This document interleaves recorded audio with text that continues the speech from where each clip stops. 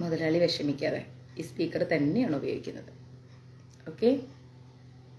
ഇല്ല, ഉറക്കം വരുന്നില്ല.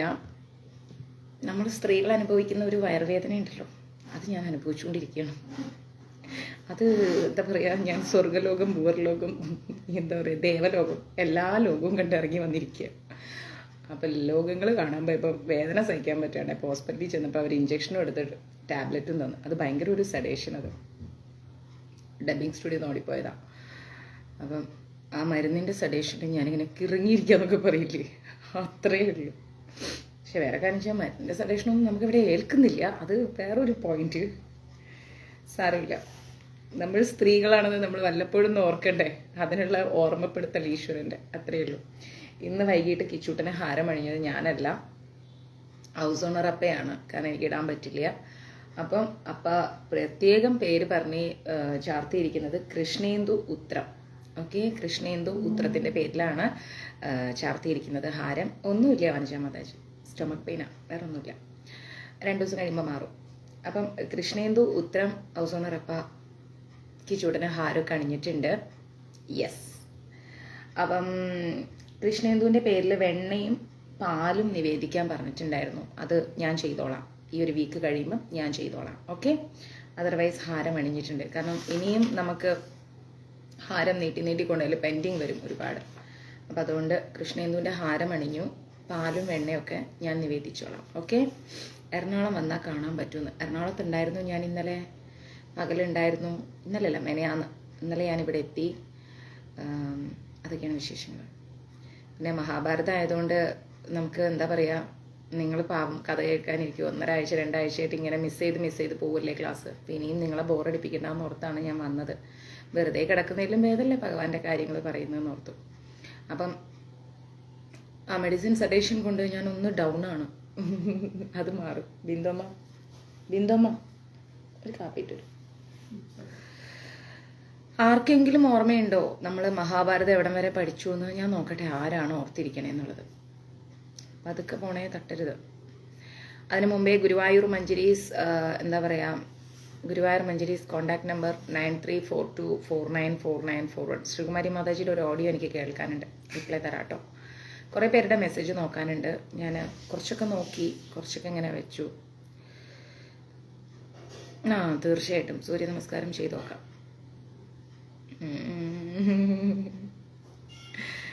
എനിക്ക് വേദന വരുമ്പോൾ ഭയങ്കര ചിരി വരും. സത്യമായിട്ട് ഞാൻ വീണാലൊക്കെ ഞാൻ ഇരുന്ന് ചിരിക്കും. അങ്ങനെ ഒരു സ്വഭാവമുണ്ട് എനിക്ക്. വേദന വന്നാൽ എനിക്ക് ചിരി വരും. സായിറാം.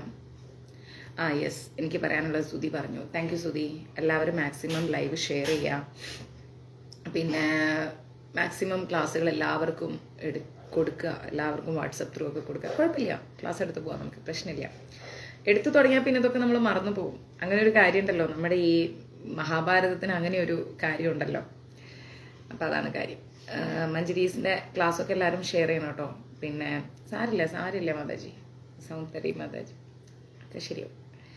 എന്തായാലും നമ്മളെല്ലാ മാസവും ഈ വേദന സഹിക്കുന്നുണ്ടെങ്കിൽ അതിൻ്റെ പേരും കൂടി പറഞ്ഞ് ക്ലാസ് മിസ് ചെയ്ത് കഴിഞ്ഞാൽ പിന്നെ ഓരോരോ യാത്രകൾ വരുമ്പോൾ അല്ലെങ്കിലേ മിസ്സാണ്. ഇപ്പം ഇതിൻ്റെ പേരിലും കൂടെ മിസ് ചെയ്യാന്ന് പറഞ്ഞാൽ നമുക്ക് സഹിക്കാൻ പറ്റില്ല. അതാ ഞാൻ പിന്നെ വേഗം വന്ന് എടുക്കാമെന്ന് ഓർത്തത്. അപ്പം നമ്മുടെ ക്ലാസ് മാക്സിമം ഷെയർ ചെയ്യാം. അതുപോലെ മഞ്ജരീസ് കോൺടാക്ട് നമ്പർ 9342494941, 9342494941. ഞാൻ എത്തിപ്പോയി അമ്മേന്ന്. ഇവിടെ ഷെയറിംഗ് ഒക്കെ കഴിഞ്ഞപ്പോൾ ഓടി കതിച്ച് വന്നിട്ടുണ്ട് ഒരുത്തൻ. വിഷ്ണുവോ ജിത്തു എന്താട്ടെ നീ കണ്ടല്ലോ, അതാണ്. അപ്പം ആരെങ്കിലും പറയൂ, മഹാഭാരതത്തിലെ കർണന്റെ കഥ വരെയായി. ആരാ പറഞ്ഞത്? അഞ്ജല മാതാജി.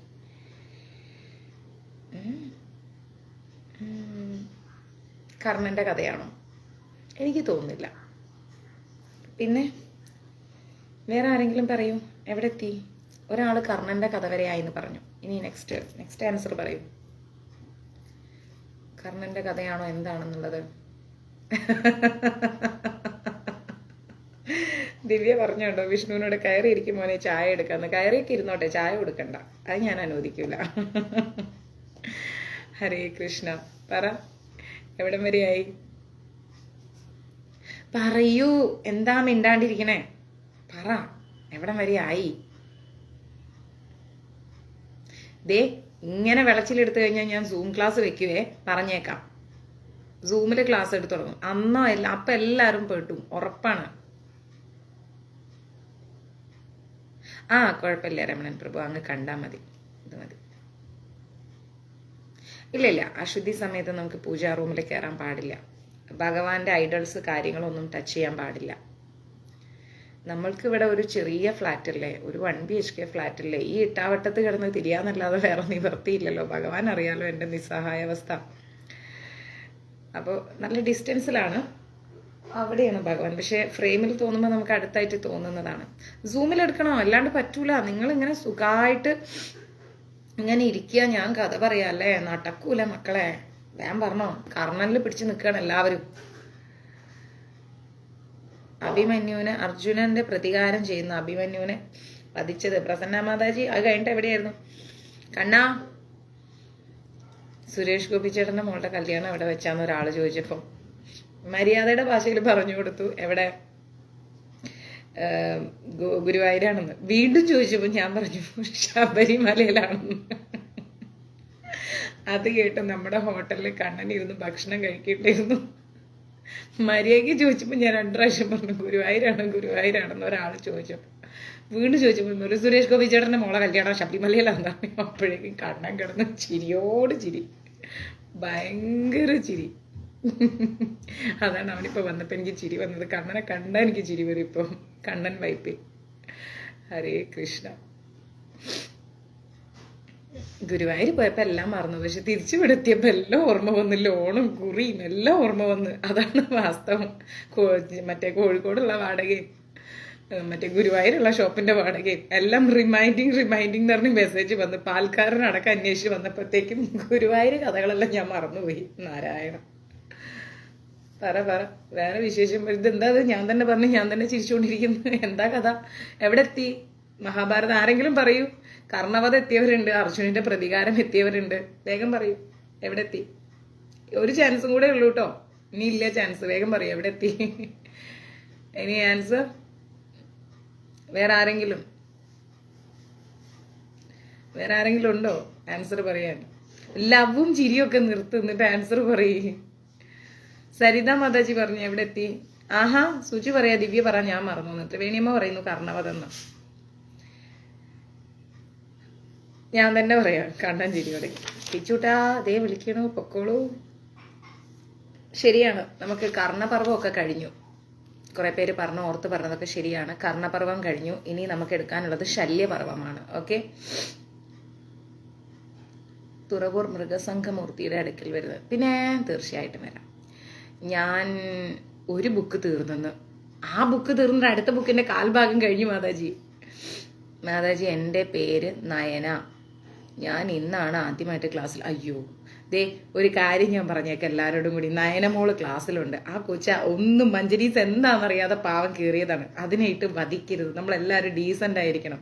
നയന, ഇവിടെ ചേച്ചി ക്ലാസ് എടുക്കുന്നു, ഇവരെല്ലാം കേൾക്കുന്നു എന്ന് പറഞ്ഞിട്ട് കാര്യമില്ല. ഇതൊക്കെ വില്ലാളി വീരന്മാരാണ് ഈ ഇരിക്കുന്നത്. മൊത്തം ഭയങ്കര വീരന്മാരാണ്, ഭയങ്കര വിരുദ്ധന്മാരാണ് ഈ ക്ലാസ് കണ്ടുകൊണ്ടിരിക്കണം എല്ലാവരും. മനസ്സിലായോ? ഞാൻ എങ്ങനെയൊക്കെയോ ഇവരെ സഹിച്ച് മുന്നോട്ട് പോകാൻ നയന ഒന്നും വിചാരിക്കരുത്. ആ കുട്ടി വിചാരിക്കുക ആദ്യമായിട്ട് മഞ്ജരീസിന്റെ ഒരു ക്ലാസ് കാണാൻ കയറിയതായി, എന്ത് മനുഷ്യന്മാരാ അതിൻ്റെ അകത്തുള്ളതെന്ന് അങ്ങനെ ചിന്തിക്കും. അമ്മ ഇത് ഇസ്കോൺ കാപ്പിപ്പൊടി തന്നെയല്ലേ? വേറെ കാപ്പിപ്പൊടി ഒന്നും എടുത്തിട്ട് കേട്ടോ. അപ്പൊ എല്ലാവരും നയനയ്ക്ക് ഒരു വെൽക്കം ഒക്കെ പറയും. നയനയെ ഞങ്ങൾ ശരിയാക്കാന്ന്. കണ്ടോ ദീപാസാജനോ നയന വെൽക്കം തുടങ്ങി. ഇനി കഴിഞ്ഞു നയനയുടെ കാര്യം പോക്കാം. ഇവരൊക്കെ ഭയങ്കര വില്ലന്മാരാണ്, ഭയങ്കര വില്ലന്മാർ. ഞാൻ മാത്രമേ ഈ കൂട്ടത്തിലൊരു പാവമുള്ളൂ. സൗണ്ട് കുറച്ച് ഡബ്ബിങ് ഒക്കെ കണ്ടിന്യൂസ് ആയിട്ട് ചെയ്തപ്പം പോയതാ. പുതിയ കുട്ടിയെ റാഗ് ചെയ്യും. കണ്ടോ നയന, ഞാൻ പറഞ്ഞതിൽ എന്തെങ്കിലും മാറ്റം ഉണ്ടോ? ഞാൻ ഇതിലൊന്നും പങ്കാളിയല്ല. ഇത് ഇവരൊക്കെ ഭയങ്കര സാധനങ്ങളാ, അറിയാമോ? ഭയങ്കര സാധനങ്ങൾ. എൻ്റെ അമ്മോ, ഇവരൊന്നും കൺട്രോൾ ചെയ്യാൻ എനിക്ക് പോയിട്ട് കിച്ചൂട്ടന് പോലും പറ്റില്ല. 5 വില്ലാളി വീരന്മാരാണ് മഞ്ജരീസിന്റെ ക്ലാസ് കേൾക്കുന്ന എല്ലാം. എന്തായാലും എനിക്ക് നിങ്ങളൊക്കെ ഒരുപാട് ഇഷ്ടമാണ്, ഒത്തിരി ഇഷ്ടമാണ് എല്ലാവരെയും.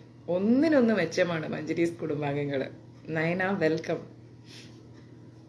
ഓക്കെ, എനിവേ നമുക്ക് ക്ലാസ് തുടങ്ങാം, ലേറ്റ് ആക്കുന്നില്ല. ഹരേ കൃഷ്ണ. മാക്സിമം എല്ലാവരും ഷെയർ ചെയ്യല്ലോ അല്ലേ? അങ്ങനെ ഒരാൾ പറഞ്ഞിട്ടുണ്ടായിരുന്നല്ലോ, ഇതൊന്നും ടി വിയിൽ വരണില്ലല്ലോ അല്ലേ? അതേപോലെ എല്ലാവരും മാക്സിമം ഷെയർ ചെയ്യല്ലോ അല്ലേ? അമ്മുവിൻ്റെ സ്വന്തം ഞാൻ. ശരിയാണ്. ദീപ സാജൻ മാതാജി എന്തോ ഒരു മെസ്സേജ് ഇട്ടിട്ട് ഞാൻ ഇന്ന് മെസ്സേജ് നോക്കില്ല. ദീപ മാതാജിയുടെ ടെൻഷനാണ് എന്നൊക്കെ പറഞ്ഞുകൊണ്ടൊരു മെസ്സേജ്. കൃഷ്ണനുണ്ണി അച്ഛൻ എന്നൊക്കെ പറഞ്ഞു കഴിഞ്ഞാൽ നമ്മുടെ കളിക്കാനും ചിരിക്കാനും ഒക്കെ അമ്മയും അച്ഛനും കൂടും. പക്ഷെ അവര് അങ്ങനെ കുറച്ച് അച്ഛന്മാരും അമ്മമാരും ഉണ്ട് നയന. നല്ല എന്താ പറയുക, നമ്മളെ ഇങ്ങനെ അഡ്വൈസ് ചെയ്ത് സ്നേഹിച്ച് നമ്മളെല്ലാവരെയും കൺട്രോൾ ചെയ്ത് കൊണ്ടുപോകാൻ കുറച്ച് ആൾക്കാരുണ്ട്. അതർവൈസ് ബാക്കി എല്ലാം പോക്കിരികളാണ് കേട്ടോ. അപ്പം നമുക്ക് ശല്യപർവം സ്റ്റാർട്ട് ചെയ്യാം അല്ലേ? ശല്യപർവം എന്ന് പറയുമ്പോൾ അതിൽ ദുര്യോധനന്റെ കാര്യാലോചനയാണ്. എത്രത്തോളം പെർഫെക്റ്റ് ആയിട്ട് എനിക്ക് പറഞ്ഞുതരാൻ പറ്റുമെന്ന് അറിയില്ല, കാരണം ജീവൻ പോകുന്ന വേദന ഞാൻ സഹിച്ചുകൊണ്ടിരിക്കുകയാണ്. ഓക്കെ, അപ്പം നമുക്ക് ശല്യപർവം എന്താന്ന് നോക്കാം. എന്താണ് ശല്യൻ, എന്താണ് പർവം, ഇതൊക്കെ ഒന്ന് നോക്കാം അല്ലേ? അങ്ങനെ ഇരിക്കെ നമ്മുടെ കർണൻ യുദ്ധക്കളത്തിൽ എന്തായി, മരിച്ചു വീണു. അപ്പോ സൈന്യങ്ങളൊക്കെ പേടിച്ചു. കാരണം എന്താ, നയനാന്നാ പറയാൻ പോണേ. കർണനുള്ളത് എന്താ പറയാ, തീർച്ചയായിട്ടും കർണനുള്ളത് ഈ ദുര്യോധനാദികളുടെ ഭാഗത്തുള്ളവർക്കൊരു ധൈര്യമായിരുന്നു അല്ലേ സൈന്യ ചേച്ചി? ഇതുകൊണ്ട് എന്താണ് ഉദ്ദേശിക്കുന്നത് എന്ന് പറയാമോ? ഏതുകൊണ്ട്? മഞ്ജരീസ് കാരണോ? ഞങ്ങളിങ്ങനെ കഥയൊക്കെ പറഞ്ഞിരിക്കും, മഹാഭാരതവും ഗീതയും ഇതൊക്കെ പറഞ്ഞ് കുറച്ച് എന്താ പറയുക കുശുമ്പും കൂരായ്മയൊക്കെ പറഞ്ഞ് കുറ്റങ്ങളൊക്കെ പറഞ്ഞ് ഞങ്ങളിങ്ങനെ ഈ എന്താ പറയുക അയൽക്കൂട്ടക്കാർ പെണ്ണുങ്ങളെ പോലെ കുറച്ച് എന്താ പറയുക അവരെയും വരെ കുറ്റമൊക്കെ പറഞ്ഞ് അങ്ങനെ അങ്ങ് പോവും. മഞ്ജരീസ് എന്ന് പറഞ്ഞൊരു ടെമ്പിൾ ചാരിറ്റബിൾ ട്രസ്റ്റാണ്. എല്ലാ വൈഷ്ണവ ഭക്തരും ഒരേ മനസ്സോടെ, അവിടെ വലിപ്പ ചെറുപ്പങ്ങളോ ജാതിമത ഭേദമന്യേ ഒന്നുമില്ല, എല്ലാവരും വലിപ്പ ചെറുപ്പങ്ങൾ നോക്കാതെ സ്നേഹത്തോടെ പരസ്പരം സ്നേഹിച്ചും സന്തോഷിച്ചും ഇല്ലായ്മകളിൽ പങ്കുചേർന്നും, ഞങ്ങളുടെ കൂട്ടത്തിൽ ഒരാൾക്ക് വയ്യാണ്ടായാൽ ഞങ്ങൾ കിട്ടുന്ന കാശ് ശേഖരിച്ച് രൂപീകരിച്ച് ഞങ്ങൾ ആ വ്യക്തിയെ രക്ഷിക്കും. അങ്ങനെയൊക്കെയാണ് ഞങ്ങൾ മുന്നോട്ട് പോകുന്നത്. അതാണ് മഞ്ജരീസ്. ഡെയിലി അന്നദാനം പോകണം. ഇപ്പോൾ ഈ ഒരാഴ്ച ഉണ്ടാവില്ല, വീണ്ടും അന്നദാനം കൊടുക്കും. ഞങ്ങളിങ്ങനെ ഇടയ്ക്കിടയ്ക്ക് ഫങ്ഷൻസ് ഒക്കെ ഇങ്ങനെ അറേഞ്ച് ചെയ്യും. അപ്പോൾ എല്ലാവരും വരും, എല്ലാവരും ഒരുപോലെ പങ്കെടുക്കും, കളിച്ചും ചിരിച്ചും ആടിയും പാട്ടും ഒക്കെ ആയിട്ട്. ഭക്തി മാത്രമല്ല, ഞങ്ങൾക്ക് ഇഷ്ടംപോലെ സിനിമാ പാട്ടുകളൊക്കെ ഇഷ്ടമാണ്. അപ്പോൾ അതൊക്കെ ആയിട്ട് ഡാൻസൊക്കെ ചെയ്ത് ഇവർ ട്രെയിനൊക്കെ ഓടിച്ച് അങ്ങനെ അങ്ങനെ അങ്ങനെ അങ്ങനെ എന്താ പറയുക അങ്ങനെ പോവും. പാവവും ആ പ്രഭു ഭഗവാനിലേക്ക് എത്തിച്ചേരുകയുള്ളൂ. തീർച്ചയായിട്ടും തീർച്ചയായിട്ടും പ്രഭു. നമ്മ രഞ്ജിത്ത് ചേട്ടൻ എൻ്റെ അമ്പലത്തിലെ സ്റ്റാഫാണ്. ഏത് രഞ്ജിത്ത്? രഞ്ജിത്ത് വന്നോ നമ്മുടെ ഗ്രൂപ്പിൽ? ഇപ്പം ലൈവ് കണ്ടോ? അദ്ദേഹത്തിനോടാണോ ഞാൻ മറുപടി പറഞ്ഞത്? ഹരേ കൃഷ്ണ. അങ്ങനെയൊക്കെ തന്നെയാണ് മഞ്ജരീസ് പോകുന്നത്. ഓക്കെ, എത്രയൊക്കെ ഉള്ളൂ. ബാക്കി നമ്മുടെ പേജിലൊക്കെ നോക്കിയാൽ കാണാം നമ്മൾ ചെയ്യുന്ന ആക്ടിവിറ്റീസും കാര്യങ്ങളൊക്കെ. അങ്ങനെ പോകുന്നു. അപ്പം ദുര്യോധനന്റെ കാര്യാലോചന എന്നാണ് നമുക്ക് പുതിയ ടോപ്പിക്. ശല്യപർവം, അതാണ് നമ്മൾ പഠിക്കാൻ പോകുന്ന 9ാമത്തെ അധ്യായം. ഓക്കെ, അതെ നിങ്ങളൊക്കെ കണ്ടപ്പോൾ തന്നെ എൻ്റെ വേദന കുറേയൊക്കെ കുറഞ്ഞു. കാരണം എന്താ പറയുക, പേടിച്ചിട്ട് വേദനയേക്കാൾ വലിയ ഭീകരന്മാരാണ് നിങ്ങൾ. അപ്പം നിങ്ങളെ കണ്ടപ്പോൾ എൻ്റെ വേദനയൊക്കെ ഞാൻ എപ്പോഴേയും മറന്നുപോയി, പമ്പ കടന്നു വേദനയൊക്കെ. അപ്പോൾ നമ്മുടെ ദുര്യോധനാദികൾക്ക്, ദുര്യോധനന്റെ കൂടെയുള്ളവർക്ക് എന്നും ഒരു ധൈര്യമാണ് ആര്? കർണൻ എന്ന് പറയുന്നത്. കർണൻ മരിച്ചു. അപ്പം നാഥനില്ലാ കളരി എന്നൊക്കെ പറയുന്ന അവസ്ഥയായി ദുര്യോധനാദികളുടെ ആ ഭാഗം എന്ന് പറയുന്നത്. ഉടനെ എന്തായി, ആ സ്ഥലത്തുണ്ടായിരുന്ന എല്ലാ ആൾക്കാരും സൈന്യാധിപന്മാരും എല്ലാവരും പല ഭാഗത്തേക്ക് 4 പാടും ചെതറി ഓടി. എല്ലാവരും ഓടിക്കളഞ്ഞു, ആരും നിന്നില്ല. ദുര്യോധനനാണെങ്കിലോ ഇവരെയൊക്കെ തടഞ്ഞു നിർത്താൻ വേണ്ടി ഇങ്ങനെ ശ്രമിക്കുന്നുണ്ട്. ഇവര് നിൽക്കോ? ഒരു രക്ഷയില്ല. അങ്ങനെ ശ്രമിച്ചെങ്കിലും അർജുനനെ കൊണ്ടുള്ള ഒരു പേടി ഈ പട്ടാളക്കാർക്ക് ഉണ്ടായിരുന്നു. അർജുനൻ ഗാണ്ഡീവം എടുത്താൽ കഴിഞ്ഞു എന്നുള്ള കാര്യം അറിയാം. ഹരേഷ്ണമ്മേ, കഴിഞ്ഞു എന്നുള്ള കാര്യം അറിയാം. അതുകൊണ്ട് തന്നെ കർണനെ വധിച്ചിട്ടുണ്ടെങ്കിൽ പിന്നെ ഒരു ദുര്യോധനാദികളുടെ കൂട്ടത്തിലുള്ള ഒരാൾ പോലും ആ യുദ്ധക്കളത്തിൽ നിൽക്കില്ല. കാരണം അർജുനൻ ഗാണ്ഡീവവുമായിട്ട് നിൽക്കുകയാണ്. കൂട്ടത്തിൽ ആരുണ്ട്? പാർത്ഥസാരഥിയായിട്ട് കൃഷ്ണനും ഉണ്ട്. അപ്പൊ പിന്നെ അവിടെ തോൽവിയില്ല. ഭഗവാൻ എവിടെയുണ്ടോ അവിടെ വിജയം സുനിശ്ചിതമാണ്. അതെന്ത് പറഞ്ഞാലും ശരി, ഭഗവാനുള്ള ഭാഗം മാത്രമേ വിജയിക്കൂ, ഭഗവാൻ ഇല്ലാത്ത ഭാഗം തോറ്റുപോകും. അപ്പൊ അതുകൊണ്ട് കർണൻ മരിച്ചു എന്ന് കണ്ടപ്പോഴേക്കും ഓടാൻ തുടങ്ങി ദുര്യോധനാദികളുടെ പക്ഷത്തുള്ള എല്ലാ സൈന്യാധിപന്മാരും. ഒരു മനുഷ്യൻ പോലും അവിടെ നിന്നില്ല, എല്ലാം ഓടിപ്പോയി. അങ്ങനെ എല്ലാവരും ഓടിപ്പോയത് കൊണ്ട് അന്നത്തെ യുദ്ധം അങ്ങ് നിർത്തിവെച്ചു, അല്ലാതെ നിവർത്തിയില്ലല്ലോ. രാത്രി കുറച്ച് കഴിഞ്ഞപ്പോഴേക്കും ദുര്യോധനന്റെ എന്താ പറയാ ശിബിരത്തില് ഇവരിങ്ങനെ കിടക്കാനും കുറച്ച് റെസ്റ്റ് ചെയ്യാനായിട്ട് ഓരോ കൂടാരം പോലൊക്കെ ഉണ്ടാക്കി വെച്ചിട്ടുണ്ടല്ലോ അവിടെ കുരുക്ഷേത്ര ഭൂമിയില്. അപ്പം ഒരിക്കലും മറക്കില്ല ശ്രീകുട്ടി, അന്നേരം അവിടേക്ക് രാത്രി ആയപ്പോഴേക്കും കുറച്ച് ആളുകളെല്ലാം കൂടി വന്നു, സൈന്യാധിപന്മാരെല്ലാം കൂടെ വന്നു, ദുര്യോധനന്റെ അടുത്ത് വന്നു. എന്നിട്ട് ഇനി മുന്നോട്ട് എന്ത് എന്നുള്ള ഒരു ആലോചന തുടങ്ങി. ആ സമയത്ത് രാജാവിന്റെ മുഖം കണ്ടപ്പോഴേക്കും ആർക്കും ഒന്നും പറയാനൊരു ധൈര്യം കിട്ടുന്നില്ല. എല്ലാവരും ദുര്യോധനന്റെ മുഖത്ത് നോക്കുമ്പോഴേക്കും ദുര്യോധനനോട് ഒന്നും പറയാനുള്ള ധൈര്യം ആർക്കും കിട്ടുന്നില്ല. അങ്ങനെ ഇരിക്കെ ഒരു കുറച്ച് പ്രായമുണ്ട് ആർക്ക്, കൃപനെ അറിയില്ലേ, കൃപന് കുറച്ച് പ്രായമുണ്ട്. ദുര്യോധനന്റെ മുഖമൊക്കെ അങ്ങ് ദേഷ്യമോ വെറുപ്പോ വാശിയോ പ്രതികാരമോ വിഷമോ എന്തോരവസ്ഥ. ദുര്യോധനനോട് ഇനി നമ്മൾ എന്ത് ചെയ്യണം എന്ന് പറയാനും ചോദിക്കാനുമായി വന്ന കുറേ പടയാളികളും രാജാക്കന്മാരും ഒക്കെ സൈലന്റ് ആയിരിക്കുകയാണ് ദുര്യോധനന്റെ മുഖം കണ്ടപ്പോഴേക്കും. ആർക്കൊന്നും പറയാൻ തോന്നുന്നില്ല. ആ സമയം നോക്കി കൃപൻ എന്ത് ചെയ്തു, എഴുന്നേറ്റു. കൃപൻ ആ സമയം വിചാരിച്ചു, ഇനി ഇവനോട് സംസാരിക്കാതിരുന്നിട്ട് കാര്യമില്ലല്ലോ, സംസാരിക്കണമല്ലോ എന്ന് കരുതിക്കൊണ്ട് കൃപൻ അങ്ങോട്ട് എഴുന്നേറ്റിട്ട് ദുര്യോധനനോട് കൃപൻ പറഞ്ഞു, അല്ലയോ ദുര്യോധന, നിനക്ക് ഹിതമായിട്ടുള്ളത് ഞാൻ പറയാം. ഹിതം എന്ന് പറഞ്ഞാൽ നിനക്ക് ഇഷ്ടമായിട്ടുള്ളത്, അല്ലെങ്കിൽ നിനക്ക് സന്തോഷം നൽകുന്നത്, അല്ലെങ്കിൽ നിനക്ക് ചേരുന്നത് ഞാൻ പറയാം. എന്താണെന്നറിയാമോ? നീ ഇതുവരെയും ക്ഷത്രിയധർമ്മം ശരിയായി നിറവേറ്റി അല്ലേ? ഇതുവരേക്കും ക്ഷത്രിയൻ എന്ന് പറഞ്ഞു കഴിഞ്ഞാൽ യുദ്ധം ചെയ്യാൻ വിധിക്കപ്പെട്ടവരാണ്. അപ്പൊ കൃപൻ പറയാണ് ആരോട്? ദുര്യോധനനോട്, നീ ഇതുവരേക്കും ക്ഷത്രിയധർമ്മം നന്നായി നിറവേറ്റി. പക്ഷേ ദൈവം നിനക്ക് പ്രതികൂലമായിരുന്നു, അനുകൂലമായിരുന്നില്ല. കൃപൻ പറയാണ്, നീ ധർമ്മമെല്ലാം ചെയ്തു ദുര്യോധന, പക്ഷേ ദൈവം നിനക്ക് പ്രതികൂലമായിരുന്നു, അനുകൂലമായിരുന്നില്ല നിനക്ക്. നീ ആരെ വിശ്വസിച്ചിട്ടാണോ യുദ്ധം ആരംഭിച്ചത്, ആ ഭീഷ്മനും ദ്രോണനും കർണനും എല്ലാവരും മരിച്ചുപോയി. നിനക്ക് അവരിലൊക്കെയായിരുന്നു വിശ്വാസം അല്ലേ? അവരെല്ലാവരും പോയി. മാത്രമല്ല നിന്റെ അനുജന്മാരും നിന്നെ സഹായിക്കാൻ വന്ന ഒരുപാട് രാജാക്കന്മാരും ഒക്കെ സ്വർഗത്തിലേക്ക് എത്തി. ഇപ്പോ നിന്റെ സൈന്യം വളരെ ദുർബലമാണ്. നിന്റെ സൈന്യം വളരെ ദുർബലമാണ്. ഇല്ല, നിന്റെ സൈന്യത്തിൽ അങ്ങനെ ഒരു ചങ്കൂറ്റുള്ള ആളുകളെ ഒന്നും ഇനി കാണാനില്ല. ഉണ്ടായിരുന്നവരെല്ലാം പോയി. കൃഷ്ണൻ സാരഥിയായിരിക്കുന്ന പാർത്ഥൻ നയിക്കുന്ന ശത്രു സൈന്യത്തിന് വലിയ കോട്ടമൊന്നും തട്ടിയിട്ടില്ല. കൃപൻ പറഞ്ഞു കൊടുക്കാണ്, കൃഷ്ണൻ സാരഥിയായിരിക്കുന്ന, പാർത്ഥസാരഥിയായിട്ട് ആരായിരിക്കുന്നത്? കൃഷ്ണൻ. അപ്പൊ കൃഷ്ണൻ സാരഥിയായിരിക്കുന്ന അർജുനന്റെ പക്ഷത്തുള്ള, പാണ്ഡവന്മാരുടെ പക്ഷത്തുള്ള സൈന്യത്തിന് നിന്റെ പക്ഷത്ത് സംഭവിച്ച അത്ര ദുരിതങ്ങളും നഷ്ടങ്ങളും ഒന്നും തന്നെ സംഭവിച്ചിട്ടില്ല. യുദ്ധം തുടങ്ങിയിട്ട് 17 ദിവസമായെങ്കിലും അർജുനനും ഭീമസേനനും ഇപ്പോഴും മാൻകൂട്ടത്തില് വരുന്ന സിംഹത്തെ പോലെ തന്നെ അവർ നല്ല ശക്തിയോടുകൂടി കാണപ്പെടുന്നുണ്ട്. പക്ഷെ നിന്റെ ഭാഗത്തുണ്ടായ 75% ആളുകളും മരിച്ചു. നീ വിശ്വസിച്ചവരെല്ലാവരും പോയി.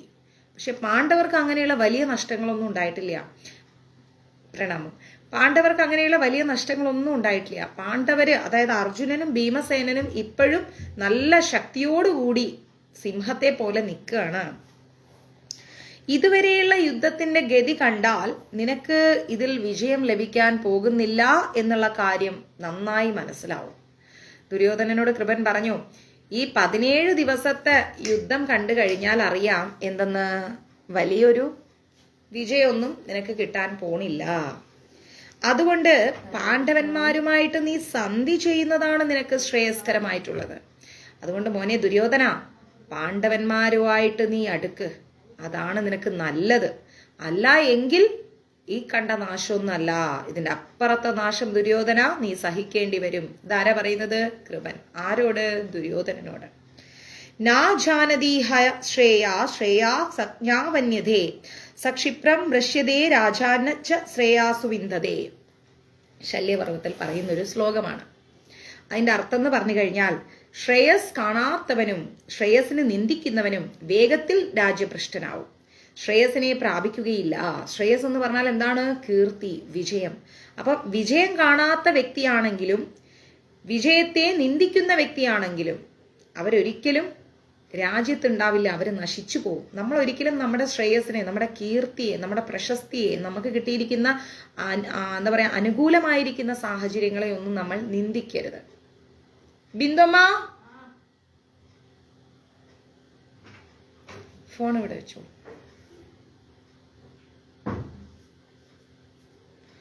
അപ്പം ഇവിടെ ഇരിക്കട്ടോ. അന്നേരം പറയാണ് ഇങ്ങനെയുള്ള സജി പ്രഭു, ഹരേ കൃഷ്ണ. സജി പ്രഭുവിന് എന്നും പരാതിയാണ്, എൻ്റെ മെസ്സേജ് കാണുന്നില്ലേ മാതാജി, എന്നെ വിളിക്കാത്ത എന്താന്ന്. ഹരേ കൃഷ്ണ സജി പ്രഭു.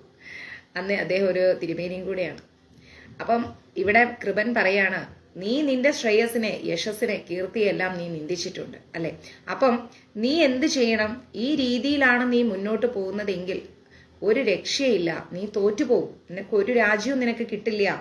അതുകൊണ്ട് നീ ദുരഭിമാനം വെടിയണം ദുര്യോധന. നിന്റെ ഈ ദുരഭിമാനം ഉണ്ടല്ലോ, അത് നീ ഒഴിവാക്ക്. യുധിഷ്ഠിരനെ വണങ്ങി രാജ്യം നേടിയാൽ നിനക്ക് ശ്രേയസ് ഉണ്ടാവും. നീ ഒന്നും വിട്ടുകൊടുക്കില്ല എന്നും പറഞ്ഞുകൊണ്ട് ഈ ഒറ്റക്കാലിൽ തപസ് ചെയ്യുന്ന പോലെയുള്ള നിന്റെ സ്വഭാവം നിർത്തിയിട്ട് നീ പോയി യുധിഷ്ഠിരന്റെ കാലിൽ വീഴും. നിന്റെ ചേട്ടനല്ലേ, യുധിഷ്ഠിരന്റെ അടുത്ത് പോയിട്ട് നീ മാപ്പ് ചോദിക്കുക. നിനക്ക് ശ്രേയസ് ഉണ്ടാവും, നിനക്ക് രാജ്യം കിട്ടും. നീ ദുരഭിമാനത്തിന്റെ മുകളിൽ പിടിച്ചു നിൽക്കരുത് ദുര്യോധന. കൃപൻ പറഞ്ഞു കൊടുക്കുകയാണ്. സന്ധിക്ക് ധർമ്മിഷ്ഠനായിരിക്കുന്ന ധർമ്മപുത്രൻ തയ്യാറാകുക തന്നെ ചെയ്യും.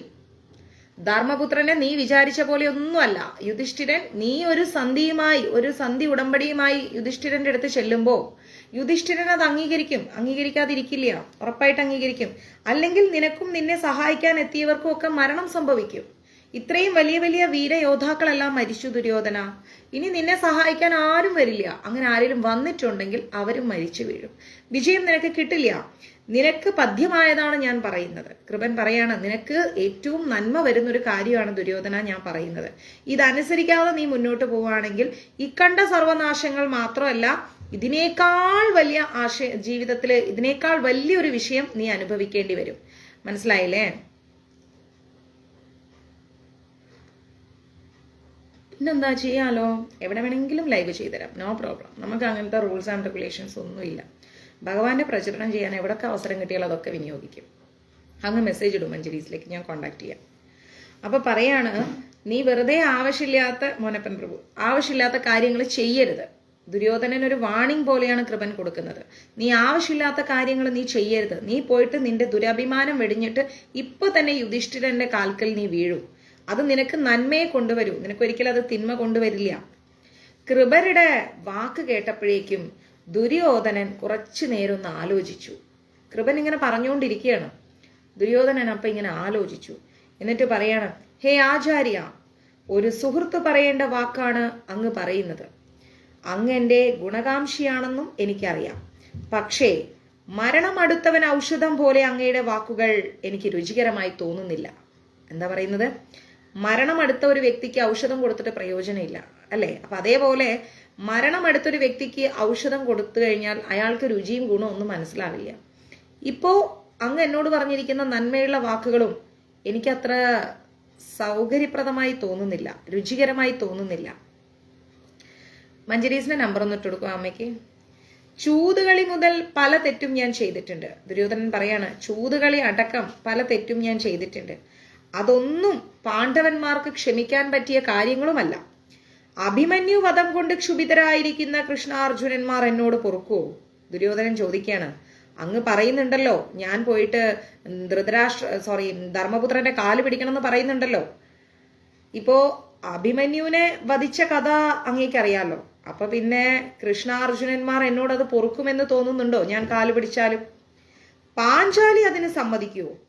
ദുര്യോധനൻ ചോദിക്കണം. അപ്പൊ ദുര്യോധനൻ ചെയ്ത ഓരോ തെറ്റുകളും അദ്ദേഹത്തിന്റെ ഉള്ളിൽ ഇങ്ങനെ വരുന്നുണ്ട്. അപ്പൊ അദ്ദേഹം തന്നെ അത് പറയാണ്, അഭിമന്യുവിനെ ഞാൻ വധിച്ചു, അത് കൃഷ്ണനും അർജുനനും സഹിക്കില്ല. ഇനി അവര് സഹിച്ചാലും പാഞ്ചാലി അത് സഹിക്കൂ? അതുമില്ല. ഒന്നാമത് ഭീമന്റെ സത്യത്തെ പറ്റി ഓർത്തു നോക്കൂ. ദുര്യോധനൻ പറയാണ്, ഭീമൻ ഒരു സത്യം ചെയ്തിട്ടുണ്ട്, ആ സത്യത്തെ കുറിച്ചൊന്ന് ഓർത്തു നോക്കിക്കേ. അതുകൊണ്ട് എല്ലാം മറന്നൊരു സന്ധിക്ക് പോവാന്ന് പറയുന്നത് നടക്കൂല, ഞാൻ പോവില്ല. പിന്നെ എൻ്റെ കാര്യമാണെങ്കിൽ ദുര്യോധനൻ പറയാണ്, ഇനി ഇതെല്ലാം മാറി എൻ്റെ കാര്യമാണെങ്കിൽ ഇത്രയും കാലം ഈ രാജ്യത്തിനെല്ലാം ഏകഛത്രാധിപതിയായി വാണതിനു ശേഷം ഇനി ധർമ്മരാജാവിന്റെ ഔദാര്യമനുസരിച്ചൊരു ദാസനെ പോലെ വാഴുക എന്നത് എനിക്ക് ആലോചിക്കാൻ പോലും പറ്റില്ല. ദുര്യോധനൻ പറയാണ്, ഇത്രയും കാലം ഈ രാജ്യത്തിനെല്ലാം, കാരണം പാണ്ഡവന്മാരെല്ലാം വനവാസത്തിന് പോയി, അപ്പം മുഴുവൻ സ്ഥലവും ആരാണ്, ഈ രാജ്യം മുഴുവൻ നോക്കിയത് ആരാണ്? ദുര്യോധനനാണ്. അപ്പൊ ഇത്രയും വലിയ രാജ്യത്തിന് ഇത്രയും കാലം ഞാൻ ഇങ്ങനെ, ഒരു മിനിറ്റ് കേട്ടോ, ഹരേഷ് മാതാജി, ഹലോ, ആ സർ, സർ ഞാൻ ഈ നമ്പറിലേക്ക് തിരിച്ചു വിളിക്കട്ടെ സർ? എന്തോ? അതെ സാർ, അടുത്താണ്. ഞാൻ ഈ ലൈവ് ക്ലാസ് എടുത്തോണ്ടിരിക്കുക സാർ. അപ്പൊ ഒരു 1 hour കഴിഞ്ഞിട്ട് വിളിക്കട്ടെ സാർ? കിടക്കുവോ? ആ ഓക്കെ സാർ, താങ്ക് യു.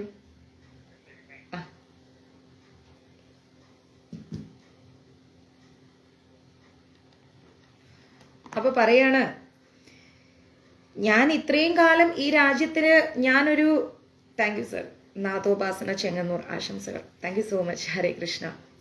അപ്പൊ അദ്ദേഹം പറയാണ്, ദുര്യോധനൻ ഇത്രയും കാലം ഈ രാജ്യത്തിന് ഛത്രാധിപതിയായിട്ടാണ് ഞാൻ ജീവിച്ചത്, അല്ലെ? പാണ്ഡവരൊക്കെ കാട്ടിൽ പോയപ്പോ ഇദ്ദേഹത്തിന്റെ തന്നെ ഒരു, എന്താ പറയാ, ഒരു സാമ്രാജ്യമാണത്.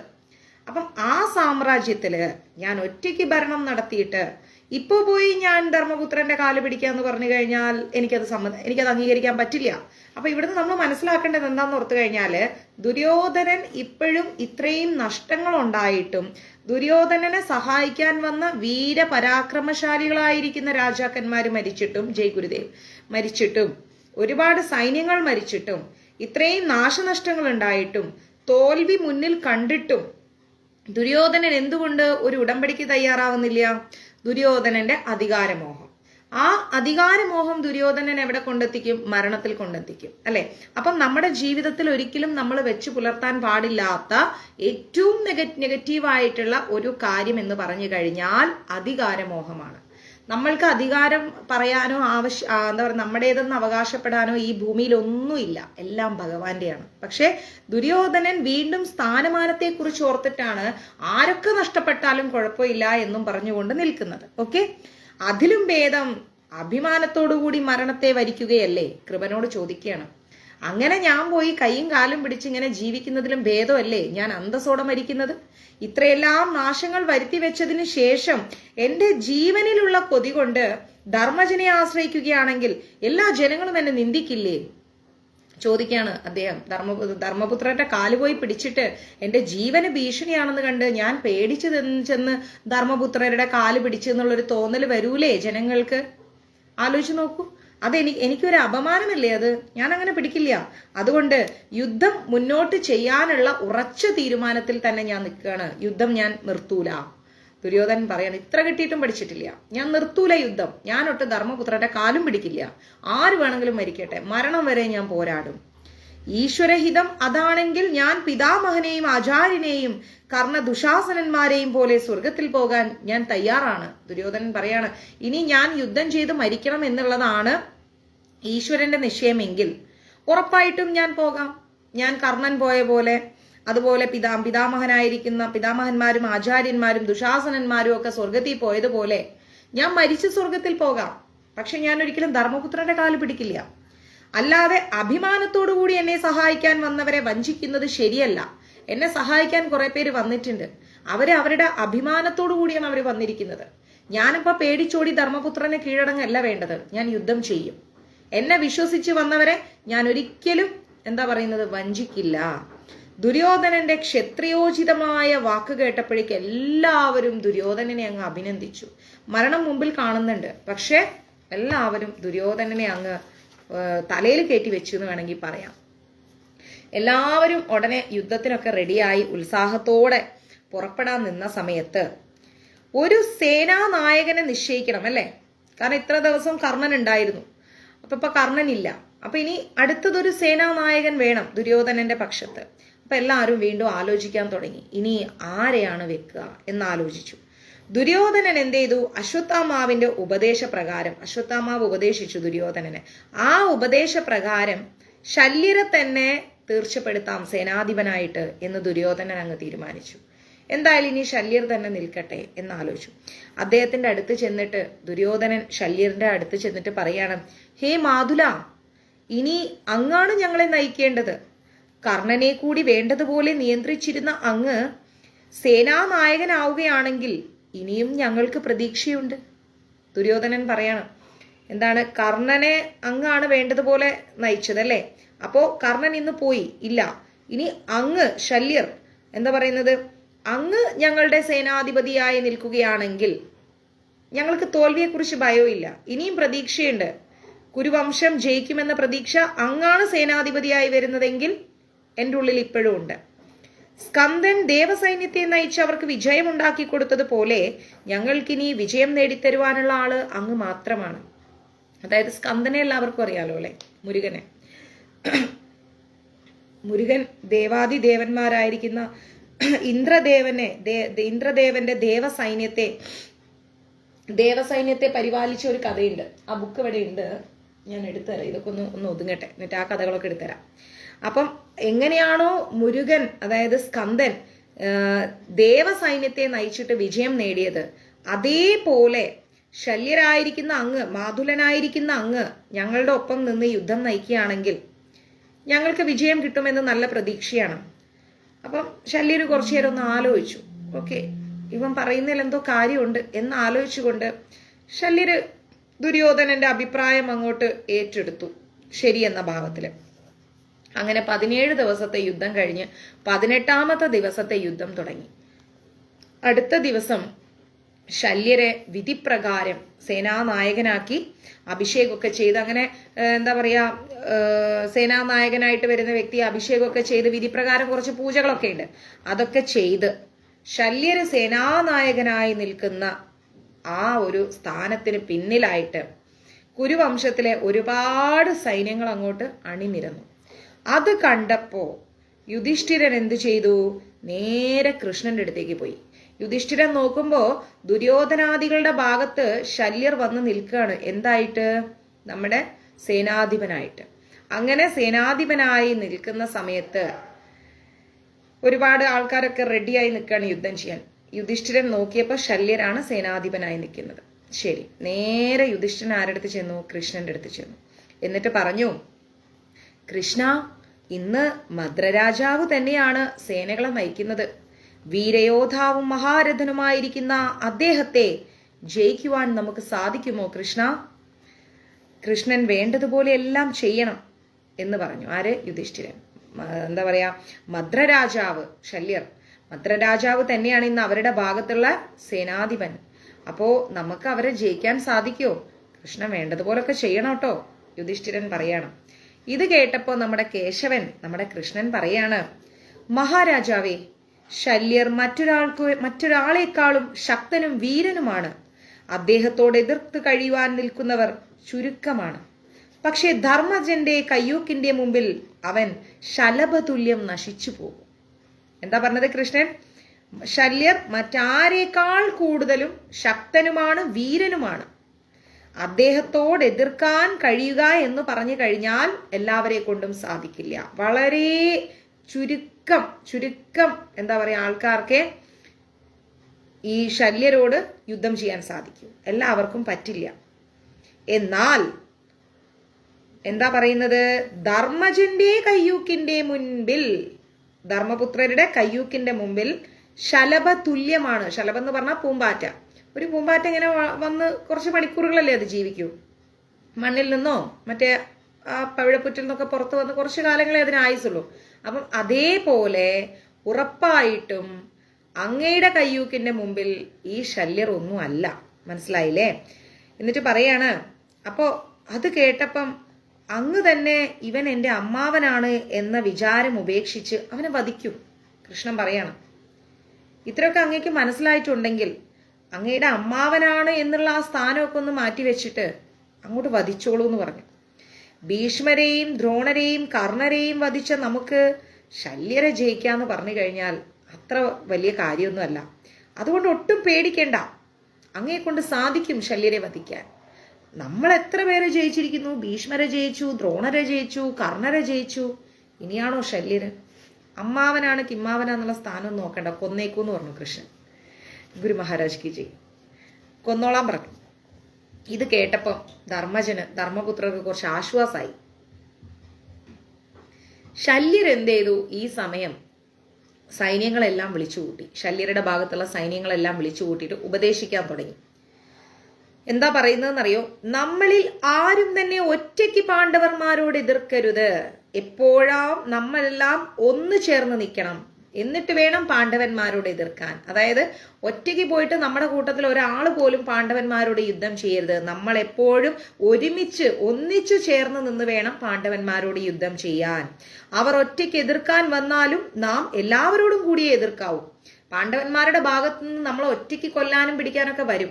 അപ്പോഴും നമ്മളെല്ലാവരും ഒറ്റക്കെട്ടായി നിന്ന് വേണം പാണ്ഡവന്മാരോട് എതിർക്കാൻ. ആര് പറയുന്നു? ശല്യർ പറഞ്ഞു കൊടുക്കുകയാണ്. ആർക്ക്?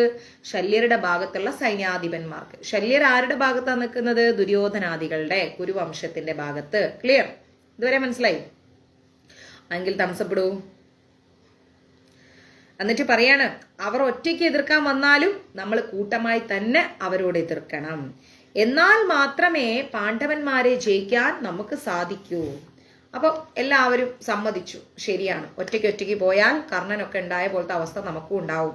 അങ്ങനെ എല്ലാവരും ഒരുമിച്ച് നിന്നിട്ട് പാണ്ഡവരെ വധിക്കാം എന്നുള്ള ആ ഒരു ആശയത്തോടു കൂടി യുദ്ധഭൂമിയിൽ അങ്ങ് അണിനിരന്ന് നിൽക്കുകയാണ്. പാണ്ഡവന്മാരും കൗരവരെ മുഴുവൻ വധിക്കാമെന്ന മോഹത്തോടു കൂടിയാണ് നല്ല വ്യൂഹമൊക്കെ ചമച്ചു നിൽക്കുന്നത്. പാണ്ഡവന്മാരെന്താ ചിന്തിക്കുന്നത്? എങ്ങനെയെങ്കിലും ഇവരെ എല്ലാം അങ്ങ് കൊന്നുകളയാം, ഈ കുരുവംശത്തെ മുഴുവൻ അങ്ങ് കൊന്നുകളയാം ഇന്നേക്ക് എന്ന് കരുതി പാണ്ഡവന്മാരും നിൽക്കുന്നു. പാണ്ഡവന്മാരോട് എതിർക്കാൻ ഒറ്റയ്ക്ക് പോകാതെ ഒരുമിച്ച് പോയി എതിർക്കണം എന്നുള്ള ആഗ്രഹത്തോട് ആര് നിൽക്കുന്നു?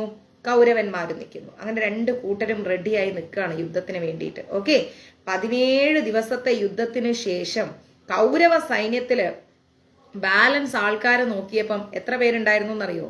17 ദിവസത്തെ യുദ്ധം കഴിഞ്ഞപ്പോഴേക്കും കൗരവ പക്ഷത്തുള്ളത് 17,000 തേരും 10,000 കോടി മനുഷ്യരുമായിരുന്നു. ആലോചിച്ച് നോക്കണം. 10,000 കോടി മനുഷ്യരും 17,000 തേരുമാണ്. പിന്നെയോ 100,000 തേരും 6,000 ആനയും 10,000 അശ്വങ്ങളും 1 കോടിയോളം കാലാളും എവിടെയുണ്ട്? പാണ്ഡവ പക്ഷത്തുണ്ട്. മനസ്സിലായില്ലേ? കൗരവ പക്ഷത്ത് എത്ര പേരാ ഉള്ളത്? 17,000 തേരും 10,700 ആനയും 200,000 അശ്വങ്ങളും 300 കോടി മനുഷ്യന്മാരുമായിരുന്നു. 100,000 തേരും 6,000 ആനയും 10,000 അശ്വങ്ങളും 1 കോടിയോളം കാലാളന്മാരും എവിടെയുണ്ട്? പാണ്ഡവ സൈന്യത്തിലുണ്ട്. ഓക്കെ, ഇങ്ങനെ ഇവര് ഒരുമിച്ച് പാണ്ഡവരും കൗരവരും തമ്മിൽ യുദ്ധം തുടങ്ങി. ക്രമേണ ഇങ്ങനെ യുദ്ധം പോവാണ്. ഭയങ്കര ഘോരമായിട്ട് പോയിക്കൊണ്ടിരിക്കുകയാണ്. സർവോഭദ്രം എന്ന പ്രസിദ്ധമായ വ്യൂഹത്തെയാണ് ശല്യർ അന്നൊരുക്കിയത്. ആ വ്യൂഹത്തിന്റെ പേരെന്താണ്? സർവതോഭദ്രം. അങ്ങനെ ഒരു വ്യൂഹം ശല്യർ ഉണ്ടാക്കി പാണ്ഡവന്മാരെ വധിക്കാൻ വേണ്ടിയിട്ട്. പാണ്ഡവന്മാരാണെങ്കിൽ എന്താ ചെയ്യുന്നത്? നല്ല തികഞ്ഞ ആത്മവിശ്വാസത്തോട് കൂടിയിട്ടാണ് പാണ്ഡവന്മാര് ഈ ഒരു വ്യൂഹത്തിലേക്ക് അങ്ങ് എടുത്ത് ചാടിയത്. ശല്യർ ഉണ്ടാക്കി വെച്ച വ്യൂഹത്തിലേക്ക് പാണ്ഡവന്മാര് നല്ല ഉറച്ച വിശ്വാസത്തോടെ അങ്ങ് എടുത്തങ്ങോട്ട് ചാടി. ആരോട് യുദ്ധം ചെയ്യുന്നു എന്നൊന്നും നോക്കാതെ വീണ്ടും അതൊരു രണഭൂമി, ഭയങ്കര വികൃതമായൊരു ഭൂമിയായി മാറി. പാണ്ഡവന്മാരോട് തന്നെയാണോ യുദ്ധം ചെയ്യുന്നത്? കൗരവന്മാരോട് തന്നെയാണോ യുദ്ധം ചെയ്യുന്നത്? ഒന്നും മനസ്സിലാവുന്നില്ല. പ്ലാനിങ്സ് എല്ലാം പോയി. എല്ലാവരും അങ്ങോട്ടും ഇങ്ങോട്ടും പൊരിഞ്ഞടി തുടങ്ങി. കൗരവന്മാരെന്ത് ചെയ്ത് എല്ലാ ശക്തികളും സംഭരിച്ചിട്ട് പാണ്ഡവന്മാരോട് നന്നായിട്ട് യുദ്ധം വെട്ടുന്നുണ്ട്. ആര്? നമ്മുടെ കൗരവ സൈന്യം. അങ്ങനെ വൈകാതെ ആ ഒരു യുദ്ധഭൂമി ചോരപ്പുഴയായി ഒഴുകാൻ തുടങ്ങി. അത്രയും മരണം അവിടെ സംഭവിച്ചു. അത്രയും ചോരപ്പുഴ ഒഴുകിക്കൊണ്ടിരിക്കുകയാണ്. അപ്പോഴാണ് നമ്മുടെ കർണന്റെ 3 ആൺകുട്ടികള് നകുലനോട് ഏറ്റുമുട്ടുന്നത്. കർണന്റെ 3 ആൺകുട്ടികള് നകുലനോട് ഏറ്റുമുട്ടിക്കൊണ്ടിരിക്കുകയാണ്. നകുലൻ എന്താ ചെയ്യുന്നത്? ഹസ്തലാഘവത്തോടെ അയക്കുന്ന ശരങ്ങളെ എല്ലാം കർണപുത്രന്മാരങ്ങ് മുറിച്ചു കളയാണ്. നമ്മുടെ നകുലൻ ഉടനെ തന്നെ ശരം എടുക്കും, വില്ല് വിടും. അമ്പും വില്ലും എല്ലാം അമ്പ് വിടാൻ തുടങ്ങും. അങ്ങനെ ശരങ്ങളൊക്കെ വിടാൻ തുടങ്ങിയപ്പോഴേക്കും കർണപുത്രന്മാരെന്താ ചെയ്യുന്നത്? നകുലൻ അയക്കുന്ന ഈ ശരങ്ങളെല്ലാം അങ്ങ് ഒടിച്ചൊടിച്ച് കളയും. ഒന്നും ഫലിക്കുന്നില്ല. നകുലന്റെ ഞാൺ മുറിച്ചിട്ട് സാരഥിയെ കൊന്ന് എല്ലാവരും കൂടി നകുലനെ അങ്ങ് എന്താ പറയുക, ഒറ്റപ്പെടുത്തി കളഞ്ഞു. നേരെ ഈ കർണന്റെ മക്കൾ എന്താ ചെയ്തെന്നറിയോ? കർണന്റെ സാരഥിയെ പോയിട്ട് നകുലന്റെ ഞാൺ അങ്ങ് മുറിച്ചു കളഞ്ഞു. കർണന്റെ മക്കള് ഞാൺ മുറിച്ചു കളഞ്ഞിട്ട് സാരഥി അങ്ങ് കൊന്നു കളഞ്ഞു. തേരിലുണ്ടായിരുന്ന സാരഥി അങ്ങ് കൊന്നു. അങ്ങനെ എല്ലാവരും കൂടി ചേർന്ന് നകുലനെ അങ്ങ് ഒറ്റപ്പെടുത്തി. ദേഷ്യം വന്ന നകുലൻ എന്ത് ചെയ്തു? വേറൊരു രഥത്തിലേക്ക്, നല്ല ശക്തമായൊരു രഥത്തിലേക്ക് ചാടി കയറിയിട്ട് വില്ലെടുത്തിട്ട് കർണന്റെ മക്കളോട് അങ്ങ് തിരിച്ച് യുദ്ധം തുടങ്ങി. യുദ്ധക്കളം മുഴുവൻ എന്താ പറയാ മൂടുന്ന രീതിയിൽ, ആ യുദ്ധഭൂമി മുഴുവൻ മൂടുന്ന പോലെ നകുലൻ ഇഷ്ടം പോലെ ശരങ്ങൾ അയച്ചു. ശരവർഷം എന്ന് വേണമെങ്കിൽ പറയാം. ശല്യരും മറ്റുള്ളവരൊക്കെ നോക്കി നിൽക്കെ ചിത്രസേനൻ വന്നിട്ട് വാശിയോടുകൂടി പോരാടുകയാണ്. പരാക്രമശാലിയായിരിക്കുന്ന കർണന്റെ മക്കളുടെ പരാക്രമവും ആയുധം കൊണ്ടുള്ള ഓരോരോ പ്രഹസനങ്ങളും ആയുധം കൊണ്ടുള്ള ഉപയോഗങ്ങളും എല്ലാം കൂടി കണ്ട് നകുലനാകെ വിഷമിച്ച് നിൽക്കുകയാണ്. എങ്കിലും വൈകാതെ തന്നെ നകുലൻ എന്ത് ചെയ്ത്? രണ്ടാൾക്കാരെ നകുലൻ അങ്ങ് കൊന്നുകളഞ്ഞു. അത് കണ്ടപ്പോഴേക്കും കർണന്റെ മക്കളെ രണ്ടുപേരെ നകുലൻ കൊന്നു. ഇത് കണ്ടപ്പോഴേക്കും നമ്മുടെ ശല്യർക്ക് ഭയങ്കര ദേഷ്യമായി. ദേഷ്യമായിട്ട് അദ്ദേഹത്തിന്റെ ദേഷ്യം കൊണ്ട് കണ്ണൊക്കെ ഇങ്ങനെ ചുമന്ന് വന്നിരിക്കുകയാണ്. ശല്യർ എന്ത് ചെയ്തു? മനസ്സിൽ ചിന്തിച്ച്, ഇനി ഈ പാണ്ഡവന്മാരെ വെറുതെ വിടരുത്. ഇപ്പൊ കർണനെയും കൊന്ന് കർണന്റെ രണ്ട് മക്കളെയും കൊന്ന് എന്നിട്ടും ഇവർ അടങ്ങുന്നില്ല. ഇനി ഇവന്മാരെ വെറുതെ വിടരുത് എന്ന് ആര് ചിന്തിച്ചു? നമ്മുടെ ശല്യര് ചിന്തിച്ചു. അങ്ങനെ തന്റെ തേര്, അതായത് ശല്യരുടെ തേര് പാണ്ഡവന്മാരുടെ മുമ്പിലേക്ക് കൊണ്ടുപോകാൻ വേണ്ടി ശല്യർ ആജ്ഞാപിച്ചു. നേരെ പാണ്ഡവന്മാരുടെ മുമ്പിലേക്ക് എന്റെ തേര് കൊണ്ടുപോയി നിർത്തുന്നു പറഞ്ഞു ശല്യര്. ശല്യരുടെ രഥം പോകുന്നത് വായു വേഗത്തിലാണ്. ഒരു സ്പീഡ് കാറ്റടിച്ചാൽ എങ്ങനെയിരിക്കും ബിന്ദുമ്മേ? എങ്ങനെയിരിക്കും? അതേപോലെയാണ് ശല്യരുടെ രഥം പോയിക്കൊണ്ടിരിക്കുന്നത്. അവിടെ ആദ്യം കണ്ടത് യുധിഷ്ഠിരനെ ആയിരുന്നു. ശല്യർ നോക്കുമ്പം ഫസ്റ്റ് കണ്ടത് യുധിഷ്ഠിരനെ. ശല്യരും യുധിഷ്ഠിരനും തമ്മിൽ ഭയങ്കര യുദ്ധം തുടങ്ങി. ചിത്രസേനൻ ആരാന്ന് പറഞ്ഞുതരാം. വരുന്നുണ്ട്, മുന്നോട്ട് വരുന്നുണ്ട്. ആ സമയത്ത് ശല്യരും യുധിഷ്ഠിരനും കൂടെ ഭയങ്കര യുദ്ധം തുടങ്ങി. ആ തുടങ്ങിയ സമയത്ത് പാണ്ഡവ സൈന്യം എന്താ ചെയ്തതെന്നറിയാമോ? കൗരവ വംശത്തെ, കാരണം ശല്യർ അവിടെ നിന്ന് ഇങ്ങോട്ട് വന്നല്ലോ, യുധിഷ്ഠിരനോട് യുദ്ധം ചെയ്യാൻ വന്നല്ലോ, പിന്നെ അവിടെ സേനാധിപന്മാരാരുമില്ല. ആ സമയം നോക്കി പാണ്ഡവ പക്ഷത്തുള്ളവര് നേരെ അങ്ങോട്ട് കയറിയിട്ട് നമ്മുടെ കൗരവ വംശത്തെ മുഴുവൻ ദ്രോഹിക്കാൻ തുടങ്ങി. ശരിക്കും നശിപ്പിച്ചു കളഞ്ഞു. അങ്ങനെ ശത്രു സൈന്യത്തില് ഒരാളും ബാക്കി നിൽക്കരുത് എന്നുള്ള ഒറ്റ മനസ്സോടുകൂടിയാണ് ഇനി ഈ കൗരവ വംശത്തില് ഒരു മനുഷ്യൻ ബാക്കി നിൽക്കരുത്. ഇതാണ് പാണ്ഡവന്മാരുടെ ആഗ്രഹം. അങ്ങനെയുള്ളൊരു ചിന്തയോടുകൂടി എന്ത് ചെയ്തു? പാണ്ഡവ സൈന്യത്തിന്റെ ആക്രമണം അങ്ങ് കെട്ടഴിച്ചു വിട്ടിരിക്കുകയാണ് കൗരവന്മാരുടെ മുകളിലേക്ക്. കുറച്ചു നേരമൊക്കെ അങ്ങോട്ടും ഇങ്ങോട്ടൊക്കെ യുദ്ധം ചെയ്യാൻ തുടങ്ങി കൗരവന്മാര്. യുദ്ധം ചെയ്ത് ഓക്കെ അനിൽകുമാർ പ്രഭു, യുദ്ധം ചെയ്ത് എന്തായി? കൗരവ വംശത്തിലുള്ളവരൊക്കെ ചിന്നിച്ചിതറി ഓടാൻ തുടങ്ങി. അത് കണ്ടപ്പോഴേക്കും ശല്യർ എന്ത് ചെയ്തു? യുധിഷ്ഠിരൻ അവിടെ ഇട്ടേച്ച്. ശല്യർ തിരിഞ്ഞു നോക്കുമ്പം പാണ്ഡവ പട മുഴുവൻ വന്നിട്ട് കൗരവ പടയെ ഇങ്ങനെ ഉപദ്രവിച്ചുകൊണ്ടിരിക്കുകയാണ്. ഇത് കണ്ടിട്ട് കൗരവ പട രക്ഷയില്ലാന്ന് കണ്ട് തിരിഞ്ഞു ഓടുകയാണ്. ഇത് കണ്ടോണ്ട് നിൽക്കുകയാണ് ആര്? നമ്മുടെ ശല്യർ അപ്പൊ ആരോടാണ് യുദ്ധം ചെയ്തുകൊണ്ടിരിക്കുന്നത്? യുദ്ധം ചെയ്തുകൊണ്ടിരിക്കുന്നത് നമ്മുടെ യുധിഷ്ഠിരനോട്. ശല്യർ എന്ത് ചെയ്തു? യുധിഷ്ഠിരൻ അവിടെ വിട്ടിട്ട് നേരെ പാണ്ഡവ പടയുടെ ഉള്ളിലേക്ക് അങ്ങോട്ട് കയറി. ശല്യര് പാണ്ഡവ സൈന്യത്തിൽ വന്നിട്ട് ഒരുപാട് അസ്ത്രങ്ങളൊക്കെ വർഷിച്ചു. ഒരുപാട് അസ്ത്രങ്ങളൊക്കെ പാണ്ഡവ സൈന്യരുടെ അകത്ത് കയറിയിട്ട് ശല്യര് വിട്ടു. എല്ലാത്തിലും സൈന്യങ്ങൾ അടിക്കുകയും പിടിക്കുകയും ഒക്കെ ചെയ്ത് കൗരവ സൈന്യം പ്രതീക്ഷയോടെ മടങ്ങി വന്ന് വീണ്ടും പാണ്ഡവ സൈന്യത്തോട് ഏറ്റുമുട്ടി. എല്ലാവർക്കും ഒരു പ്രതീക്ഷയുണ്ടായിരുന്നു. ആ പ്രതീക്ഷകളൊക്കെ നശിച്ചിരിക്കുന്ന സമയത്താണ് ശല്യര് വീണ്ടും വരുന്നത്. ശല്യര് വന്നപ്പോഴേക്കും നേരെ എന്തുണ്ടായി? പാണ്ഡവ സൈന്യത്തിലേക്ക് നമ്മുടെ കൗരവ സൈന്യം അങ്ങ് അടിച്ചങ്ങോട്ട് കയറി. എന്നിട്ടോ ആ സമയം കൗരവ വംശത്തിന് ഒരു ധൈര്യം കിട്ടി.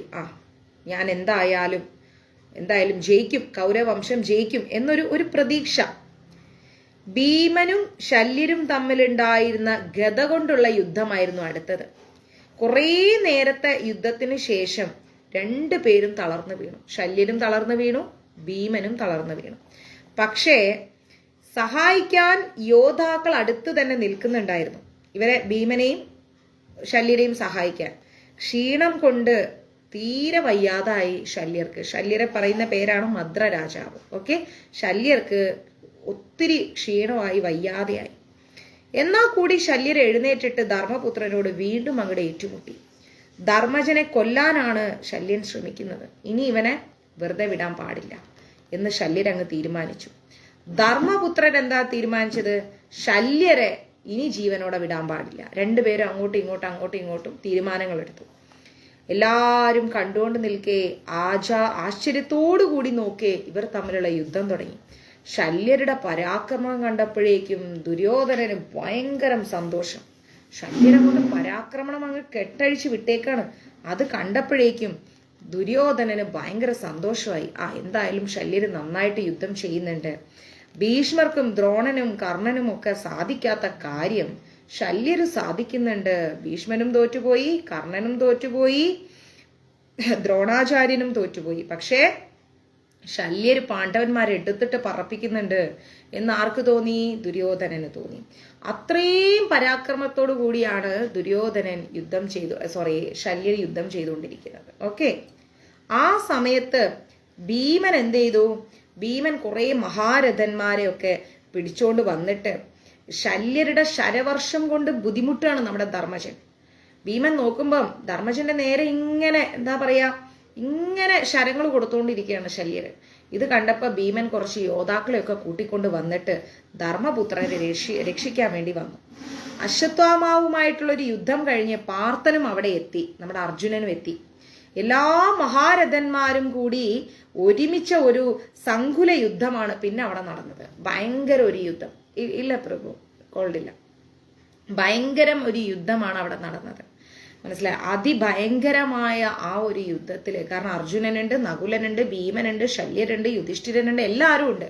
എല്ലാവരും കൂടിയുള്ള ആ ഒരു യുദ്ധത്തില് കോടിക്കണക്കിന് ജനങ്ങളാണ് മരിച്ചു വീഴുന്നത്. ആ ഒരു യുദ്ധത്തില് സർവത്ര രക്തപ്പുഴ ഒഴുകി എന്ന് വേണം പറയാൻ. ആ കുരുക്ഷേത്ര ഭൂമിയില് എങ്ങനെ നോക്കിയാലും രക്തപ്പുഴയാണ് ഒഴുകുന്നത്. ഒരുപാട് ശവശരീരങ്ങൾ ഇങ്ങനെ കിടക്കുകയാണ്. തലയില്ല, കണ്ണില്ല, കാലില്ല, മൂക്കില്ല, വയറില്ല എന്നും പറഞ്ഞുകൊണ്ട് ഇങ്ങനെ കിടക്കുകയാണ്. ശല്യരുടെ പരാക്രമം സഹിക്കാൻ പറ്റാതായപ്പോഴേക്കും യുധിഷ്ഠിരൻ എന്ത് ചെയ്തു? ഒരു വലിയ തേരിങ്ങെടുത്തിട്ട് ആ തേരിൽ അങ്ങ് ചാടി കയറി വാശിയോടെ അങ്ങ് യുധിഷ്ഠിരൻ മുമ്പിൽ വന്ന് നിന്നിട്ട് യുദ്ധത്തിനൊരുങ്ങി നിൽക്കുകയാണ്. ഇനി ശല്യരെ വെറുതെ വിടരുത് എന്ന് ആലോചിച്ചിട്ട്, ഒന്നുകിൽ ശല്യർ അല്ലെങ്കിൽ ഞാൻ. യുധിഷ്ഠിരൻ തീരുമാനിച്ചു, ഒന്നുകിൽ എന്റെ കൈകൊണ്ട് ശല്യർ മരിക്കും, ഇല്ലെങ്കിൽ ശല്യരുടെ കൈകൊണ്ട് ഞാൻ മരിക്കും. എന്തായാലും ശരി, യുദ്ധം നിർത്തില്ല എന്ന് തന്നെ യുധിഷ്ഠിരനും തീരുമാനിച്ചു. ശ്രീകൃഷ്ണൻ പറഞ്ഞ വാക്കുകൾ അദ്ദേഹത്തിന് ധൈര്യം കൊടുത്തു. ആർക്ക്? ധർമ്മപുത്രന്. ധർമ്മപുത്ര, യുധിഷ്ഠിര, നീ ശല്യരോട് യുദ്ധം ചെയ്യുകയാണെങ്കിൽ നിന്റെ മുമ്പിൽ ശല്യർക്ക് പിടിച്ചു നിൽക്കാൻ പറ്റില്ല. ഒരു പൂമ്പാറ്റയെ പോലെ ഇല്ലാതായി പോവും എന്ന് കൃഷ്ണൻ പറഞ്ഞിട്ടുണ്ട് ധർമ്മപുത്രനോട്. ഈ ഒരു വാക്കാണ് ധർമ്മപുത്രർക്ക് നല്ല ഒരു ധൈര്യം കൊടുത്തത്. ആ സമയമൊക്കെ കഴിഞ്ഞ് ഏകദേശം ഉച്ചയൊക്കെ കഴിഞ്ഞ് വൈകിട്ടാവാറാവുമ്പോഴേക്കും ധർമ്മജന്റെ ഒരുക്കങ്ങൾ കണ്ടപ്പം ശല്യരും ഇന്ന് രണ്ടിലൊന്ന് തീരുമാനിക്കണം എന്ന വാശിയോടെ യുദ്ധത്തിന് വന്നു. ശല്യർ എന്താ ചിന്തിച്ചെന്നറിയോ? എന്തായാലും ഇത്രയൊക്കെയായി, ഇനി രണ്ടിലൊന്ന് തീരുമാനിച്ചേ പറ്റൂ, അല്ലാതെ വിടാൻ പറ്റില്ല എന്ന് വിചാരിച്ചു. മറ്റു പല സ്ഥലങ്ങളിലും ആ സമയത്ത് യുദ്ധം നടന്നുകൊണ്ടിരിക്കുകയാണ്. അപ്പുറത്തും ഇപ്പുറത്തൊക്കെ എല്ലാവരും അങ്ങോട്ടും ഇങ്ങോട്ടും പോരടിച്ചുകൊണ്ടിരിക്കുകയാണ്. എങ്കിലും എല്ലാവരുടെ ശ്രദ്ധയും എവിടെയായിരുന്നു? ശല്യരുടെയും ധർമ്മജന്റെയും മുകളിലായിരുന്നു. അങ്ങോട്ടും ഇങ്ങോട്ടൊക്കെ യുദ്ധം ചെയ്യുന്നുണ്ടെങ്കിലും എല്ലാവരുടെ ശ്രദ്ധയും ശല്യരുടെയും ധർമ്മപുത്രരുടെയും മുകളിലാണ്. യുദ്ധത്തിൽ രണ്ടു പേർക്കും ചിലപ്പം ജയമുണ്ടാവാം, രണ്ടു പേർക്കും ചിലപ്പം പരാജയം ഉണ്ടാവാം. രണ്ടു പേരും അവസാന യുദ്ധത്തിന് തീരുമാനം എടുത്തിട്ടാണ് വന്നിരിക്കുന്നത്. ആരുടെ വാക്കും ധർമ്മജനും കേൾക്കുന്നില്ല, നമ്മുടെ ശല്യരും കേൾക്കുന്നില്ല. അതിഭയങ്കരമായിട്ട് അവരങ്ങോട്ടേക്ക് അസ്ത്രങ്ങൾ വിട്ടുകൊണ്ടിരിക്കുകയാണ്. എങ്കിലും ദുര്യോധനൻ പറഞ്ഞതനുസരിച്ച് ശല്യരെ സഹായിക്കാൻ വേണ്ടി ഒരുപാട് യോദ്ധാക്കൾ വന്നു. ധർമ്മജന്റെ രക്ഷയ്ക്ക് ഭീമാർജുനന്മാരും നകുല സഹദേവന്മാരും ദൃഷ്ടദുമ്നനും അതുപോലെയുള്ള കുറെ യോദ്ധാക്കള് എവിടെ വന്നു? ധർമ്മജന്റെ ഭാഗത്തും വന്നു. അവിടെ നടന്ന യുദ്ധത്തെ പറ്റി ഇനി മഹാഭാരതത്തിൽ വർണ്ണിക്കാൻ കഴിയില്ല, ഇവിടെ എഴുതി വെച്ചിട്ടുണ്ട്. അത്രയും വലിയൊരു യുദ്ധമാണ് ആ സമയത്ത് അവിടെ നടന്നത്. ഓക്കെ, പിന്നെ എന്ത് ചെയ്തു? എല്ലാവരും ഭയങ്കര ഉത്കണ്ഠയോടുകൂടി നോക്കി നിൽക്കുകയാണ്. ആരാരെ ജയിക്കും, എങ്ങനെ ജയിക്കും? ഇതാണ് പിന്നെ എല്ലാവരും നോക്കി നിൽക്കുന്നത്. ശല്യര് പലപ്പോഴും അമ്പും ശരങ്ങളെല്ലാം വിട്ട് വിട്ട് വിട്ട് ധർമ്മജനെ ക്ഷീണിതനാക്കി ശല്യര് പലപ്പോഴും. പക്ഷേ ധർമ്മജൻ എന്ത് ചെയ്യും? കുറച്ച് സമയം കൊണ്ട് തന്നെ ക്ഷീണം മാറ്റി ധർമ്മജൻ വീണ്ടും എഴുന്നേക്കും. എന്നിട്ട് ശല്യരെ നേരെ അമ്പ് വിടാൻ തുടങ്ങും. അവസാനം തന്നെ വധിക്കാനായിട്ട് ഓടി വരുന്ന ശല്യർ, ധർമ്മജനെ കൊല്ലാനായിട്ട് ശല്യർ ഓടി വരികയാണ് അവസാനം. അങ്ങനെ ഓടി വരുന്ന ശല്യരുടെ അടുത്തേക്ക് നമ്മുടെ ധർമ്മജൻ എന്ത് ചെയ്തു എന്നറിയാമോ? ഒരു നല്ലൊരു വേലിങ്ങെടുത്തിട്ട് ആ വേലില് മന്ത്രങ്ങൾ ജപിച്ചിട്ട് ശല്യരുടെ നേരെ വിട്ടു. നല്ല ശക്തിയോടുകൂടി പ്രയോഗിച്ച കരാളമായ വേല്, നല്ല ശക്തിയോടുകൂടിയാണ് ആ വേല് വിടുന്നത് ധർമ്മജൻ. ആർക്ക് നേരെ? ശല്യരുടെ നേരെ. ആ വേല് ശല്യന്റെ കയ്യിലുണ്ടായിരുന്ന വാളും പരിചയൊക്കെ തട്ടി മാറ്റി. ശല്യരുടെ കയ്യിലൊരു വാളും ഒരു പരിചയം ഉണ്ടായിരുന്നു. അപ്പൊ ധർമ്മജൻ വിട്ട ആ ഒരു വാളും പരിചയൊക്കെ ധർമ്മജൻ വിട്ട വേല അങ്ങോട്ട് നശിപ്പിച്ചു കളഞ്ഞു. നമ്മുടെ ശല്യരുടെ കയ്യിലുണ്ടായിരുന്ന വാളും ഇതൊക്കെ നശിപ്പിച്ചിട്ട് എന്തായി? ലക്ഷ്യം പിഴക്കാതെ ആ ഒരു വേല് നമ്മുടെ ശല്യരുടെ നെഞ്ചിൽ തന്നെ പോയി തറച്ചു. അദ്ദേഹം മാറ് കീറി ഭൂമിയിൽ അങ്ങോട്ടേക്ക് രക്തം പമ്പ ചെയ്ത് ഭയങ്കരമൊരവസ്ഥയിൽ ശല്യര് നേരെ യുദ്ധഭൂമിയിൽ വീണു. മരിച്ചു ശല്യര്. യുധിഷ്ഠിരൻ വിട്ട ആ ഒരു വേലുകൊണ്ട് വാളും പരിചയൊക്കെ തട്ടിത്തെറിപ്പിച്ച് നമ്മുടെ എന്താ പറയാ ശല്യരുടെ നെഞ്ചിലേക്ക് ആ ശരം പോയി കേറി ശല്യര് അപ്പ തന്നെ മരിച്ചു. ശല്യര് മരിച്ചു വീണപ്പം തന്നെ വീരപരാക്രമിയായിരിക്കുന്ന ശല്യന്റെ അനുജൻ മുന്നോട്ട് വന്നു. ശല്യര് മരിച്ചു കണ്ടപ്പോഴേക്കും ശല്യരുടെ ഒരു അനുജനുണ്ട്. ശല്യരുടെ അനുജൻ വിചാരിച്ചു, എന്റെ ചേട്ടനെ കൊന്നില്ലേ? എല്ലാവരും മാക്സിമം ഷെയർ ചെയ്യണേ പ്ലീസ്. ശല്യരുടെ അനുജൻ വിചാരിക്കുകയാണ്, എന്റെ ചേട്ടനെ കൊന്നില്ലേ, കൊന്നവനോട് ഞാൻ പ്രതികാരം ചെയ്യും എന്ന വാശിയോടുകൂടി നമ്മുടെ ശല്യരുടെ അനിയൻ എന്ത് ചെയ്തു? നേരെ വീണ്ടും യുധിഷ്ഠിരനോട് ഏറ്റുമുട്ടി. പക്ഷേ കുറച്ചു നേരെ ആ യുദ്ധം നീണ്ടു നിന്നുള്ളൂ. യുധിഷ്ഠിരൻ ശല്യരുടെ അനുജനെയും കൊന്നുകളഞ്ഞു. പിന്നെയും യുദ്ധം ഇങ്ങനെ തുടർന്ന് പോവാണ്. പാണ്ഡവരാണെങ്കിലോ ഓരോരുത്തർ കൗരവ പക്ഷത്തിങ്ങനെ വീഴുമ്പോഴും പാണ്ഡവന്മാർക്ക് സന്തോഷം കൊണ്ട് നിൽക്കാൻ പറ്റുന്നില്ല. മദ്രേശനും സഹോദരനും മരിച്ചെന്നറിഞ്ഞപ്പം പിന്നമേ മദ്രേശനും സഹോദരനും ഒക്കെ മരിച്ചെന്ന് കണ്ടപ്പോഴേക്കും എന്തായി? മദ്ര സൈന്യം, അതായത് ശല്യരുടെ സൈന്യം മെല്ലെ പിന്തിരിയാൻ തുടങ്ങി. സുയോധനൻ എന്ന് പറയുന്നത് ദുര്യോധനൻ, ആ ഭാഗത്തുള്ള സൈന്യങ്ങളൊക്കെ മെല്ലെ പിന്തിരിയാൻ തുടങ്ങിയപ്പോഴേക്കും ദുര്യോധനൻ വീണ്ടും ചാടി വീണിട്ട് എന്തായി? നല്ല ശക്തി പകർന്നു കൊടുത്തു. വിടരുത് എന്നുള്ള മനോഭാവത്തോടു കൂടി കൗരവ പക്ഷത്തിലുള്ളവർക്ക് എല്ലാവർക്കും നല്ല ശക്തി പകർന്നു കൊടുത്തു. ആ സൈന്യങ്ങള് വീണ്ടും പാണ്ഡവന്മാരോട് ഏറ്റുമുട്ടാൻ തുടങ്ങി. ഹലോ, മാതാജി, എവിടെ? ഗുരുവായൂർ എത്തിയിട്ടാണോ വിളിക്കുന്നത്? ഇപ്പൊ എവിടെ എത്തി?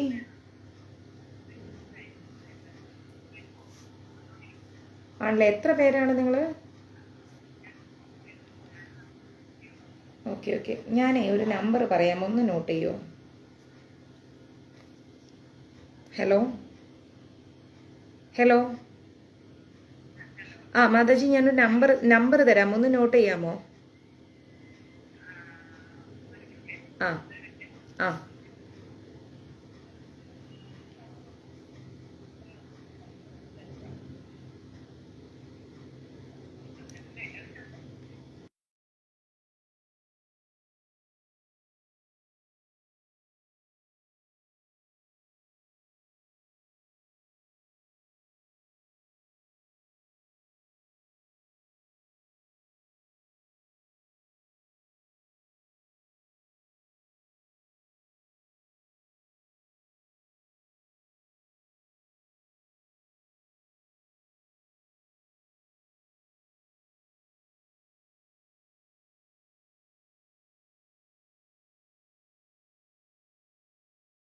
പറഞ്ഞാൽ മതി. മഞ്ജരീസ് എന്ന് പറഞ്ഞിട്ട് വിളിക്കാന്ന് പറയൂ കേട്ടോ.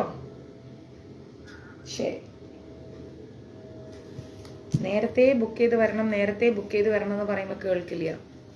അവിടെ എത്താറായിട്ടാണ് വിളിക്കുക. കണ്ടോ? അങ്ങനെ ആരും ചെയ്യരുത് കേട്ടോ. നിങ്ങൾ ഗുരുവായൂരൊക്കെ വരുമ്പോൾ നേരത്തെ ബുക്ക് ചെയ്യും. ഇന്നിപ്പോൾ അവിടെ നിന്ന് റൂമില്ല, എല്ലാം ഫുള്ളാണ് പലയിടത്തും. എന്തോട്ടെ. അങ്ങനെ നല്ല ശക്തിയോടുകൂടി തന്നെ പാണ്ഡവന്മാര് കൗരവന്മാരുമായിട്ട് എന്താ പറയുന്നത് യുദ്ധം ചെയ്യാൻ തുടങ്ങി. പക്ഷേ അധിക സമയം എതിർത്ത് നിൽക്കാൻ ആർക്കും സാധിച്ചില്ല, ഒരാൾക്കും സാധിച്ചില്ല. ശല്യന്റെ വധത്തിന് ശേഷം യുധിഷ്ഠിരൻ കുറച്ചു നേരം വിശ്രമിച്ചു. പക്ഷേ ആ സമയത്ത് ഭീമനും അർജുനനും ബാക്കി ആൾക്കാരും എല്ലാം കൂടി ചേർന്നിട്ട് ധർമ്മജൻ കുറച്ചു നേരം റെസ്റ്റ് എടുക്കുകയാണ് ശല്യരെ കൊന്നിട്ട്. പക്ഷെ ഈ സമയത്ത് ഭീമനും അർജുനനും എല്ലാവരും കൂടെ അങ്ങ് ചേർന്നിട്ട് കൗരവ വംശത്തെ അങ്ങോട്ടേക്ക് എന്താ പറയാ ഇല്ലായ്മ ചെയ്തുകൊണ്ടിരിക്കുകയാണ്. കൗരവർക്ക് ഇനി വിജയം അസാധ്യമാണ്, ഒരിക്കലും കൗരവർക്ക് ഇനി വിജയം കിട്ടില്ല. ആ ഒരു ബോധ്യം അവരിൽ പലർക്കും വന്നു. ആർക്ക്? കൗരവ വംശത്തിലെ പലർക്കും വന്നു. എന്നാലും അവരെന്താ ചിന്തിക്കണേന്നറിയോ? ഒഴിഞ്ഞു മാറാൻ പാടില്ല, മരിക്കുന്നുണ്ടെങ്കിൽ യുദ്ധം ചെയ്ത് തന്നെ മരിക്കണം എന്നങ്ങോട്ടേക്ക് നമ്മുടെ കൗരവ ഭാഗത്തുള്ളവർ ചിന്തിക്കാൻ തുടങ്ങി. അങ്ങനെ ഭീമന്റെയും അർജുനന്റെയും മുമ്പിൽ അവർ യുദ്ധത്തിന് അങ്ങോട്ട് പുറപ്പെടുകയാണ്.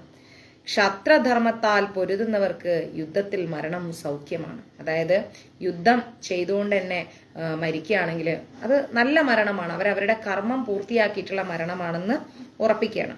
ജയിച്ചാൽ ഇഹത്തിൽ സൗഖ്യം. കൗരവന്മാര് പറയാണ് അവരാണ് ജയിക്കുന്നത് എങ്കിൽ എന്താ പറയാ ഇവിടെ ഈ ഭൂമിയിൽ അവർക്ക് സുഖവും സമാധാനവും കിട്ടും. ഇനി യുദ്ധം ചെയ്തുകൊണ്ട് മരിക്കുകയാണെങ്കിൽ സ്വർഗത്തിൽ അവർക്ക് സമാധാനം കിട്ടും. അങ്ങനെ എല്ലാവരും യുദ്ധഭൂമിയിൽ അവസാന യുദ്ധത്തിന് റെഡിയായിക്കൊണ്ടിരിക്കുകയാണ്. നോക്കി വന്നപ്പം കൗരവ ഭാഗത്തൊരു മ്ലാനത, ഒരു അനക്കമൊന്നുമില്ല. കൗരവ ഭാഗം ഒന്ന് സൈലന്റ് ആയിരിക്കുകയാണ്. പാണ്ഡവ പക്ഷത്തിലാണെങ്കിലോ ഭയങ്കര ഉത്സാഹം, ജയിക്കുന്നതിന്റെ ഒരു എല്ലാ സിംറ്റംസും ഈ പാണ്ഡവ പക്ഷത്ത് കണ്ടു കഴിഞ്ഞു. അപ്പൊ അവിടെയുള്ളവരൊക്കെ ഭയങ്കര ഉത്സാഹഭരിതരായി നിൽക്കുകയാണ്. പാണ്ഡവ ഭാഗമാണെങ്കിൽ ഭയങ്കര സൈലന്റ് ആയിട്ട് ഇരിക്കുകയാണ്. ദുര്യോധനനാണെങ്കിലോ എല്ലാം കണ്ടുകൊണ്ട് അലസനായിട്ട് യുദ്ധക്കളത്തിലുണ്ട്. ദുര്യോധനൻ നോക്കുമ്പോൾ ശല്യരും പോയി, ശല്യരുടെ അനിയനും പോയി, കർണനും പോയി, ഭീഷ്മരും പോയി, ദ്രോണരും പോയി, എല്ലാവരും പോയി. ആരുമില്ല ഇനി പോരാടാൻ. ആകപ്പാടെ ദുര്യോധനൻ ഒരു വട്ടുപിടിച്ച ഒരു അവസ്ഥയിൽ അലസ മനോഭാവത്തോടു കൂടി യുദ്ധഭൂമിയിൽ ഇങ്ങനെ അലഞ്ഞു തിരിഞ്ഞ് നടക്കുകയാണ്. സ്വാല രാജാവ് വന്നിട്ടാണ് പിന്നെ ആ യുദ്ധം ഒന്ന് ശക്തിപ്പെടുത്തിയത്. അദ്ദേഹം വലിയൊരു സൈന്യത്തെയും കൂട്ടി വന്നിട്ട് ദുര്യോധനന്റെ മുമ്പിൽ അങ്ങ് നിന്നപ്പോഴേക്കും കുറച്ചൊരു ആശ്വാസം ദുര്യോധനന് കിട്ടി. വലിയൊരു കൊമ്പനാനയുടെ പുറത്തങ്ങട് കയറിയിട്ട് പാണ്ഡവ പടയോട് എതിർക്കാൻ വന്ന പ്രബലനായിരിക്കുന്ന സ്വാലരാജാവിന് എല്ലാ പ്രോത്സാഹനവും ആര് കൊടുത്തു? ദുര്യോധനൻ കൊടുത്തു. ആദ്യം തന്നെ ദൃഷ്ടദുമ്നനെയാണ് സ്വാലൻ കാണുന്നത്. തക്കതായ എതിരാളിയെ കണ്ടപ്പോഴേക്കും സ്വാലനും ഒരു സന്തോഷം, ദൃഷ്ടദുമ്നനും ഒരു സന്തോഷം. ദൃഷ്ടദുമ്നൻ എന്താ വിചാരിക്കുന്നത്? വാടാ മോനെ, നിന്നെ കാത്താടാ ഞാൻ ഇരിക്കുന്നത്. സ്വാലൻ എന്താ വിചാരിക്കുന്നത്? നിന്റെ ഒരു പാണ്ഡവ പട ഇപ്പൊ ശരിയാക്കി തരടാ നിന്നെ. അങ്ങനെ രണ്ടാൾക്കും യുദ്ധം ചെയ്യാൻ പറ്റിയ ആൾക്കാരെ അങ്ങോട്ടും ഇങ്ങോട്ടും കണ്ടപ്പം ഒരു സന്തോഷം. നല്ല ഉഗ്രമായ യുദ്ധം അവിടെ തുടങ്ങി, സ്വാലനും ദൃഷ്ടദുമ്നനുമായിട്ട്. കുറച്ചു നേരത്തെ യുദ്ധം നടന്നുകൊണ്ടിരിക്കെ ദൃഷ്ടദുമ്നൻ എന്ത് ചെയ്ത് വലിയൊരു ഗദ ഇങ്ങോട്ട് കയ്യിലെടുത്തു. എടുത്തിട്ട് മുന്നോട്ടൊരൊറ്റ ചാട്ടം ആനയുടെ മസ്തിഷ്കത്തിൽ നെറ്റിയിൽ തന്നെ പോയിട്ട് ഒരു അടി അങ്ങോട്ട് കൊടുത്തു. ആന എന്ത് ചെയ്തു? രക്തം മുഴുവൻ പുറത്തു വന്നിട്ട് സ്വാലനിരുന്ന ആന നിലം പതിച്ചു, മറിഞ്ഞു വീണു. വീഴുമ്പോ സാത്വികിയുടെ ഒരു അമ്പ് സ്വാലന്റെ കണ്ടത്തെയും മുറിച്ചതിനാൽ ആ സമയം സാത്വികി ഒരു അമ്പ് ചെയ്തപ്പോഴേക്കും എന്തുണ്ടായി? നമ്മുടെ സ്വാലന്റെ കഴുത്തും അങ്ങോട്ട് മുറിച്ചു കളഞ്ഞു. രണ്ടുപേരും മരിച്ചു വീണു. സ്വാലനെയും കൊന്നു, സ്വാലനിരുന്ന ആനയെയും കൊന്നു. രണ്ടാളും ഒരേ സമയം അങ്ങ് ചത്തു വീണു. പിന്നീട് കൃതവർമാവും ക്ഷേമകീർത്തിയുമാണ് മുമ്പിലേക്ക് ചാടി വീണത്. അടുത്ത ആൾക്കാരാരാണ്? കൃതവർമാവും ക്ഷേമകീർത്തിയും. ഇവര് രണ്ടുപേരും കൂടിയാണ് ചാടി വീണത്. അവരും രണ്ടാളും നന്നായിട്ട് അങ്ങോട്ട് പോരാടാൻ തുടങ്ങി. പാണ്ഡവ പടയില് കുറച്ചൊക്കെ നാശനഷ്ടങ്ങൾ ഉണ്ടായി. എന്നാ കൂടിയും സാത്വികിയുടെ അമ്പ് കൊണ്ട് ക്ഷേമകീർത്തി മരിച്ചു. സാത്വിക അമ്പ് ചെയ്തിട്ട് ക്ഷേമകീർത്തിയെ കൊന്നു. ദേഷ്യം വന്ന കൃതവർമാവ് എന്ത് ചെയ്ത് വീണ്ടും യുദ്ധം ചെയ്തു. സാത്വികിയുടെ ശരം കൊണ്ട് സാരഥിയും കുതിരകളും എല്ലാം പോയി. അങ്ങനെ കൃപാചാര്യന്റെ സഹായത്താൽ ഒരുവിധം അവിടെ രക്ഷപ്പെട്ടൊന്ന് ശാന്തമായി. ഭോജരാജന് പോലും എന്താ പറയാ പിന്തിരിയേണ്ടി വന്നു. സൈന്യങ്ങളെല്ലാം നിരാശരായിട്ട്, ഈ കൗരവപക്ഷത്തിലുള്ള സൈന്യങ്ങളെല്ലാം നിരാശരായിട്ട് പല വഴിക്ക് ഓടാൻ തുടങ്ങി.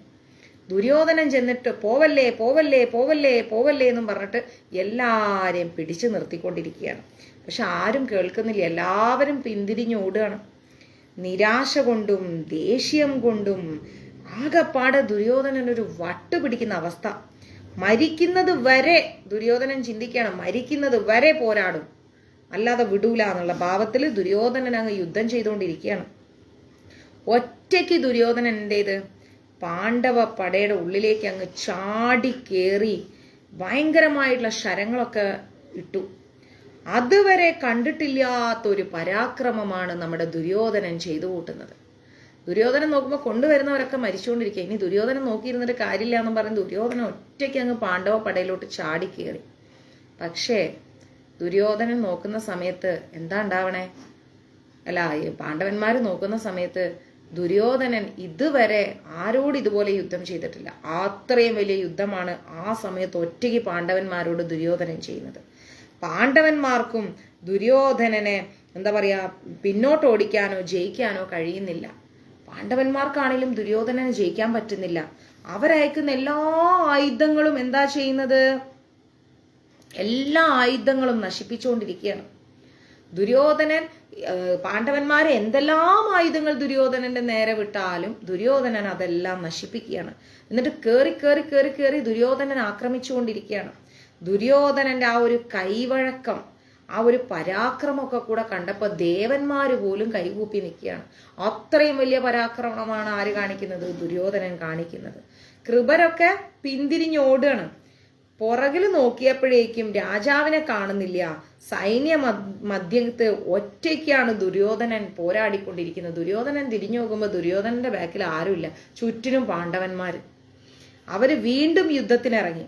അതോടുകൂടി പിന്തിരിഞ്ഞു പോയ എന്താ പറയുക, ദുര്യോധനന്റെ ഭാഗത്തു നിന്ന് പിന്തിരിഞ്ഞു പോയ സൈന്യങ്ങളെല്ലാം തിരിച്ചു വന്നു. യുദ്ധം പഴയ പോലെ ഭയങ്കരം ആരവത്തോടെ നടക്കുകയാണ്. അങ്ങനെ ആ സങ്കുലമായിരിക്കുന്ന യുദ്ധത്തിൽ പലരും അവരെ കൊണ്ടാവുന്ന ശക്തമായ ആയുധ പ്രയോഗങ്ങളെല്ലാം അങ്ങോട്ടും ഇങ്ങോട്ടും വിട്ടിട്ട് പാണ്ഡവര് കൗരവരെ ഉപദ്രവിക്കുന്നു, കൗരവര് പാണ്ഡവരെ ഉപദ്രവിക്കുന്നു. അങ്ങോട്ടും ഇങ്ങോട്ടും ഭയങ്കര അടി നടക്കുകയാണ്. ശകുനി എന്ത് ചെയ്തു, ആ സമയത്ത് ശകുനി ഒരു വലിയ സൈന്യത്തെയും കൂട്ടി വന്നിട്ട് ധർമ്മപുത്രരെ അങ്ങ് എന്താ പറയാ അങ്ങോട്ട് വളഞ്ഞു. നേരെ പോയി ധർമ്മപുത്രരെ അങ്ങ് വളഞ്ഞു. ആ സന്തോഷിട്ടാ ഒന്ന് കെടുക്കണം, കുറച്ച് കഴിയട്ടെ എന്ന് ഓർത്തിട്ടാ. നേരെ പോയിട്ട് അങ്ങ് വളഞ്ഞു. നകുല സഹദേവന്മാരും പാഞ്ചാലിയുടെ മക്കളും അത് കണ്ടപ്പോഴത്തേക്കും ശകുനിയെ അങ്ങോട്ട് ആക്രമിച്ചു.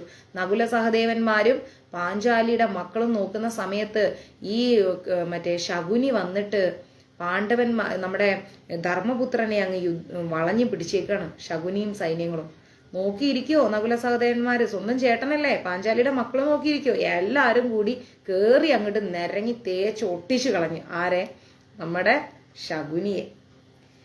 ആ ശകുനി കൂട്ടിക്കൊണ്ടു വന്ന മിക്ക ഒരു 75% സൈന്യങ്ങളെയും നകുല സഹദേവന്മാരും പാഞ്ചാലിയുടെ മക്കളും ചേർന്നങ്ങ് നശിപ്പിച്ച്. ഇതൊക്കെ കൂടെ കണ്ടപ്പോഴേ ശകുനി മെല്ലെ ഒന്ന് മാറി. ഇത് നന്നായിട്ട് പോണ കേസ് കേട്ടല്ല, ഇത് പണി വരുന്ന ശകുനിക്ക് മനസ്സിലായി. ശകുനി അങ്ങ് മെല്ലെ പിന്തിരിഞ്ഞു. എങ്കിലും കുറച്ച് സൈന്യങ്ങളും കൂടി വന്നിട്ട് വീണ്ടും എതിർക്കാൻ തുടങ്ങി. അവിടെയും ദൃഷ്ടദ്യുമ്നനെ പോലുള്ള യോദ്ധാക്കള് ശകുനിയുടെ സൈന്യത്തെ മുഴുവൻ അങ്ങോട്ട് തകർത്ത് കളഞ്ഞു. വിട്ടില്ല, ഇനി ഞങ്ങൾക്ക് നഷ്ടപ്പെടാനൊന്നുമില്ല, അതുകൊണ്ട് പാണ്ഡവന്മാർക്ക് കഴിയുന്നത്ര നഷ്ടം ഉണ്ടാക്കി കൊടുക്കാന്നുള്ള വിചാരത്തിലാണ് കൗരവ വംശം നിൽക്കുന്നത്. കൗരവംശം പറയാണ്, ഞങ്ങൾക്കിനി നഷ്ടപ്പെടാനൊന്നുമില്ല, മേലാകാശവും താഴെ ഭൂമി തന്നെ, ഞങ്ങൾ ഇനി വിടൂല പാണ്ഡവന്മാരെ എന്ന ഭാവത്തിൽ വീണ്ടും ഇവര് യുദ്ധം ചെയ്യാൻ തുടങ്ങി. ദുര്യോധനന്റെ ബാക്കിയുള്ള അനുജന്മാരും ഒക്കെ ആ കൂട്ടത്തിലുണ്ട്. ഭീമസേനനെ കൊന്നുകളയണമെന്നാണ് ഈ കൗരവ ഭാഗത്തുള്ളവരുടെ ഏക ലക്ഷ്യം. എല്ലാവരും കൂടി ഇങ്ങനെ ഭീമസേനനെ കൊല്ലാൻ വരുന്നത് കണ്ടപ്പോഴേക്കും ഭീമസേനന് ഭയങ്കര സന്തോഷം. ഇവരെല്ലാം ഇന്ന് നിലം പതിപ്പിക്കുന്നുള്ള ഭാവത്തില് മേലോട്ടും താഴോട്ടും ഭീമസേനൻ ചാടാൻ തുടങ്ങി. അത്രയും സന്തോഷം. ദുര്യോധനന്മാരുടെ ആൾക്കാരെ മൊത്തം ഭീമസേനൻ എന്ത് ചെയ്തു, ഒറ്റയടിക്ക് തീർത്ത് കളഞ്ഞു. ആ വന്ന സൈന്യങ്ങളെയും കൗരവംശത്തെയും കൂടെ ഒറ്റയടിക്ക് അങ്ങോട്ട് തീർത്ത് കളഞ്ഞു. ആ സുജിത് പ്രഭു ഒറ്റയടിക്ക് അങ്ങോട്ട് ഭീമൻ വധിച്ചു. മാദ്രീപുത്രന്മാരും പാഞ്ചാലി പുത്രന്മാരും കൂടി ശകുനി, ഉലൂകൻ, സുദർശനൻ, സുശർമ്മൻ എന്നിവരെ എല്ലാവരെയും കൊന്നുകളഞ്ഞു. എല്ലാവരെയും കൊന്നു. പാഞ്ചാലിയുടെ മക്കളും മാദ്രിയുടെ മക്കളും കൂടെ ചേർന്നിട്ട് ഇവരെല്ലാം അങ്ങ് കൊന്നു. അപ്പോഴാണ് നമ്മുടെ സാത്യകി സഞ്ജയനെയും തടവുകാരനാക്കി പിടിച്ചുകൊണ്ട് സഞ്ജയനെയും പിടിച്ചുകൊണ്ട് അർജുനന്റെ അടുത്തേക്ക് വരുന്നത്. അത് കണ്ടപ്പോഴേക്കും ഭീമസേനൻ എന്ത് ചെയ്ത് സഞ്ജയനെയും കൊല്ലാൻ തുടങ്ങി. സഞ്ജയനാണല്ലോ ഈ കഥകളൊക്കെ ധൃതരാഷ്ട്രർക്ക് പറഞ്ഞു കൊടുക്കുന്നത്. സഞ്ജയനെയും കൊല്ലാൻ തുടങ്ങിയപ്പോഴേക്കും പെട്ടെന്ന് നമ്മുടെ കൃഷ്ണൻ അങ്ങ് ഇടപെട്ടു. ഭീമൻ നോക്കുമ്പോ സാത്യകി സഞ്ജയനെയും കൊണ്ട് വരാണ്. സഞ്ജയ നീ ആ ഭാഗത്തുള്ളല്ലേ എന്നും പറഞ്ഞുകൊണ്ട് ഭീമസേനൻ സഞ്ജയനെ കൊല്ലാൻ പിടിച്ചപ്പോഴേക്കും നമ്മുടെ വാസുദേവൻ അങ്ങ് ഇടപെട്ടു. വാസുദേവൻ ഇടപെട്ടിട്ട് പറഞ്ഞു, സഞ്ജയനെ മാത്രം കൊല്ലരുത് ഭീമ എന്ന് പറഞ്ഞു. സാത്യകി പാണ്ഡവന്മാരുടെ അനുവാദത്തോടുകൂടി സഞ്ജയനെ വിട്ടയക്കണം, എത്രയും പെട്ടെന്ന് സഞ്ജയനെ വിട്ടയക്കണം, ഈ സഞ്ജയനെ കൊല്ലരുത് ഭീമ എന്ന് പറഞ്ഞു. സഞ്ജയനെ വിട്, നീ ബാക്കി ശത്രുക്കളുടെ നേരെ തിരിയെന്ന് പറഞ്ഞു. അങ്ങനെ കൗരവ സൈന്യം മുഴുവൻ നശിച്ചു. ബാക്കിയുള്ളവരെയും പാണ്ഡവന്മാരങ്ങോട്ട് കൊന്നൊടുക്കി. അശ്വത്ഥാമാവ്, കൃപൻ, കൃതവർമാവ്, ദുര്യോധനൻ, ഇങ്ങനെ 4 ആൾക്കാർ മാത്രം ബാക്കിയായി. ആരൊക്കെയാണ്? അശ്വത്ഥാമാവ്, കൃപൻ, കൃതവർമാവ്, ദുര്യോധനൻ, ഇങ്ങനെ 4 പേര് മാത്രം എവിടെ ബാക്കിയായി? കൗരവ വംശത്തില് ബാക്കിയായി. ദുര്യോധനൻ എന്ത് ചെയ്തു? ഉടനെ തന്നെ നേരെ ഈ പോർക്കളം ഉണ്ടല്ലോ, കുരുക്ഷേത്ര യുദ്ധം നടക്കുന്ന ഈ പോർക്കളത്തിന്റെ കിഴക്ക് ഭാഗത്ത് ഒരു പൊയ്കയിലെ ഒരു പൊയ്ക ഉണ്ട്. പൊയ്ക മീൻസ് ഒരു നദി പോലത്തെ അങ്ങനെയുള്ള ഒരു പൊയ്കയിലെ ഹ്രദത്തിൽ പോയി ഒളിച്ചു. ആര്? ദുര്യോധനൻ. ദുര്യോധനൻ നോക്കുമ്പോൾ ആരുമില്ല, എല്ലാവരും ചത്തു വീണു. ഇനി 4 ആൾക്കാരേ ഉള്ളൂ. ഇനി ഇവിടെ നിന്നാ ജീവൻ പോകുന്നു മനസ്സിലായപ്പോഴേക്കും യുദ്ധഭൂമിയുടെ വേറൊരു അറ്റത്ത് ചെറിയൊരു പൊയ്കയുണ്ട്. അതിൻ്റെ ഉള്ളിൽ പോയിട്ട് നേരെ ആരൊളിച്ചിരുന്നു? ദുര്യോധനൻ ഒളിച്ചിരുന്നു. സഞ്ജയൻ മടങ്ങിയെത്തുമ്പോൾ കയത്തിന്റെ അടുത്ത് വെച്ച് ദുര്യോധനനെ കണ്ടു. സഞ്ജയനെ കൊല്ലണ്ടെന്ന് പറഞ്ഞപ്പോൾ സഞ്ജയൻ മടങ്ങി വരികയാണ്. അപ്പോൾ ഉണ്ട് ഈ പൊയ്കയുടെ അടുത്ത് ആരിയ്ക്കുന്നു? നമ്മുടെ ദുര്യോധനൻ ഇരിക്കുന്നു. സഞ്ജയനെ വാത്സല്യപൂർവ്വം സ്വീകരിച്ചിട്ട് മഹാരാജാവിനോട് വിവരമെല്ലാം അറിയിക്കാൻ ദുര്യോധനൻ പറഞ്ഞു, വേഗം പോയി മഹാരാജാവിനോട് എല്ലാ വിവരവും പറയാൻ പറഞ്ഞു. സഞ്ജയൻ ഇത് കേട്ടപ്പോഴേക്കും, അവിടെ ധൃതരാഷ്ട്രരുണ്ടല്ലോ മഹാരാജാവായിട്ട്, സഞ്ജയൻ ഇത് കേട്ടപ്പോഴേക്കും കേട്ട പാതി കേൾക്കണ്ടാത്ത പാതി നേരെ ഹസ്തിനപുരത്തിലേക്ക് ഓടി. ദുര്യോധനനെ അന്വേഷിച്ചു കൊണ്ടിരിക്കുകയാണ് ഇവിടെ ആര്? അശ്വത്ഥാമാവും മറ്റാൾക്കാരൊക്കെ. ദുര്യോധനനെ കാണുന്നില്ല. ദുര്യോധനൻ ആള് സ്ഥലം വിട്ട് ഓടി ഒളിച്ചു. വഴിയിൽ വെച്ച് സഞ്ജയനെയും കണ്ടു. സഞ്ജയനോട് പറഞ്ഞു ഇവിടെ നടന്ന കഥയൊക്കെ വേഗം പോയിട്ട് പറയാൻ പറഞ്ഞു. അങ്ങനെ നേരെ അശ്വത്ഥാമാവിനെയും കണ്ട് എല്ലാവരും കണ്ട് ദുര്യോധനൻ രാജാവ് ഒളിച്ചിരിക്കുന്ന കാര്യവും പറഞ്ഞു. ദുര്യോധന രാജാവ് ഒളിച്ചിരിക്കുകയാണ് എന്നുള്ള കാര്യമൊക്കെ സഞ്ജയൻ പറഞ്ഞു. എങ്കിലും അവരാരും ദുര്യോധനനെ കാണാൻ പോയില്ല. ദുര്യോധനൻ ഒളിച്ചിരിക്കല്ലേ. അങ്ങനെ യുദ്ധം അവസാനിച്ചു. കൈനിലകളിൽ ഉണ്ടായിരുന്ന സ്ത്രീജനങ്ങളെല്ലാവരും, അതായത് ആ രാജ്യത്തിലുണ്ടായിരുന്ന സ്ത്രീജനങ്ങളെല്ലാവരും അവരവരുടെ ഭർത്താക്കന്മാരുടെ മരണമൊക്കെ കണ്ടപ്പോഴേക്കും മുറവിളി കൂട്ടി കരയാൻ തുടങ്ങി. എല്ലാവരും കരയാൻ തുടങ്ങി. സ്ത്രീകളൊക്കെ, അവരുടെ ഭർത്താക്കന്മാരൊക്കെ പോയില്ലേ, അച്ഛന്മാര് പോയി, ഭർത്താക്കന്മാര് പോയി, സഹോദരന്മാര് പോയി. യുദ്ധത്തിലെല്ലാവരും ഇനി എന്ത് ചെയ്യണം എന്നറിയാതെ കരയാണ് ഈ സ്ത്രീകളൊക്കെ. ദുര്യോധനന്റെ മന്ത്രിമാരെന്ത് ചെയ്തു? അംഗരക്ഷകന്മാരോട് ഹസ്തിനപുരത്തിലേക്ക് കൊണ്ടുപോകാൻ പറഞ്ഞു. ഇവരെല്ലാവരെയും ഹസ്തിനപുരത്തിലേക്ക് പറഞ്ഞു വിട്ടു. യുയുത്സും ധർമ്മപുത്രരും ശ്രീകൃഷ്ണന്റെ അനുവാദത്തോടുകൂടി സ്ത്രീകളെല്ലാം സുരക്ഷിതരായി കൊട്ടാരത്തിലെത്തി. എല്ലാവരും സ്ത്രീകളൊക്കെ കൊട്ടാരത്തിൽ വന്ന് ധൃതരാഷ്ട്ര രാജാവിനോട് വിവരങ്ങളൊക്കെ പറഞ്ഞു. എങ്ങനെയൊക്കെയാണ് സംഭവിച്ചത്. ഇനി 4 പേരേ ഉള്ളൂ. ദുര്യോധനൻ ഓടി ഒളിച്ചു. ഞങ്ങളുടെ ഭർത്താക്കന്മാരും പോയി, അച്ഛനും പോയി, സഹോദരങ്ങളും പോയി, എല്ലാവരും പോയി എന്ന് പറഞ്ഞു.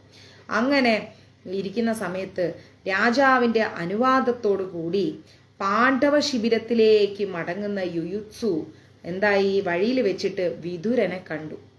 ധൃതരാഷ്ട്രയുടെ മക്കളില് ഒരാളെയെങ്കിലും ജീവനോടെ കാണാൻ പറ്റി. വിതുരര് നോക്കുമ്പം ശരി, ധൃതരാഷ്ട്രർക്ക് ഇത്രയും മക്കളുണ്ടായിട്ട് ഒരാളെയെങ്കിലും ജീവനോടെ കാണാൻ പറ്റി വിതുരർക്ക്. അത് വിതുരർക്കൊരു സമാധാനമായി. കാരണം വിതുരർക്കറിയാം പാണ്ഡവന്മാര് തകർത്ത് കളയുന്നുള്ളത്. അപ്പോ അന്ന് രാത്രി വിതുരന്റെ കൂടെയാണ് യുയുത്സു താമസിക്കുന്നത്. അടുത്ത ദിവസം മടങ്ങിച്ചെന്ന് പാണ്ഡവന്മാരെ എല്ലാം വിവരം പറഞ്ഞു. പാണ്ഡവന്മാരെന്ത് ചെയ്ത്? ദുര്യോധനനെ അന്വേഷിച്ച് നടക്കുകയാണ്. എവിടെയാ ഈ ദുര്യോധനൻ പോയിരിക്കണേന്ന് പാണ്ഡവന്മാരെ അന്വേഷിച്ചുകൊണ്ടേയിരിക്കുകയാണ്. അങ്ങനെ അന്വേഷിച്ചു കൊണ്ടിരുന്നിട്ട് എവിടെയും കാണുന്നില്ല. അപ്പോഴാണ് നമ്മുടെ ദ്രൗണിയും കൃപനും കൂടെ, കൃതവർമാവും കൂടി ദുര്യോധനനെ കാണാൻ വേണ്ടിയിട്ട് എവിടെ വരുന്നത്? ഈ തടാകത്തിന്റെ അടുത്ത് വരുന്നത്. ആരൊക്കെ? നമ്മുടെ ദ്രൗണിയും കൃപനും കൃതവർമാവും കൂടി ദുര്യോധനൻ അന്വേഷിച്ച് ഈ നദിക്കരയിലെത്തി.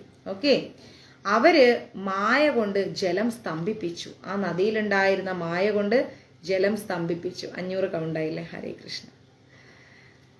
ആ ഒരു പൊത്തിന്റെ ഉള്ളിൽ ഒളിച്ചിരിക്കുന്ന ദുര്യോധനനെ ഇവര് കണ്ടു.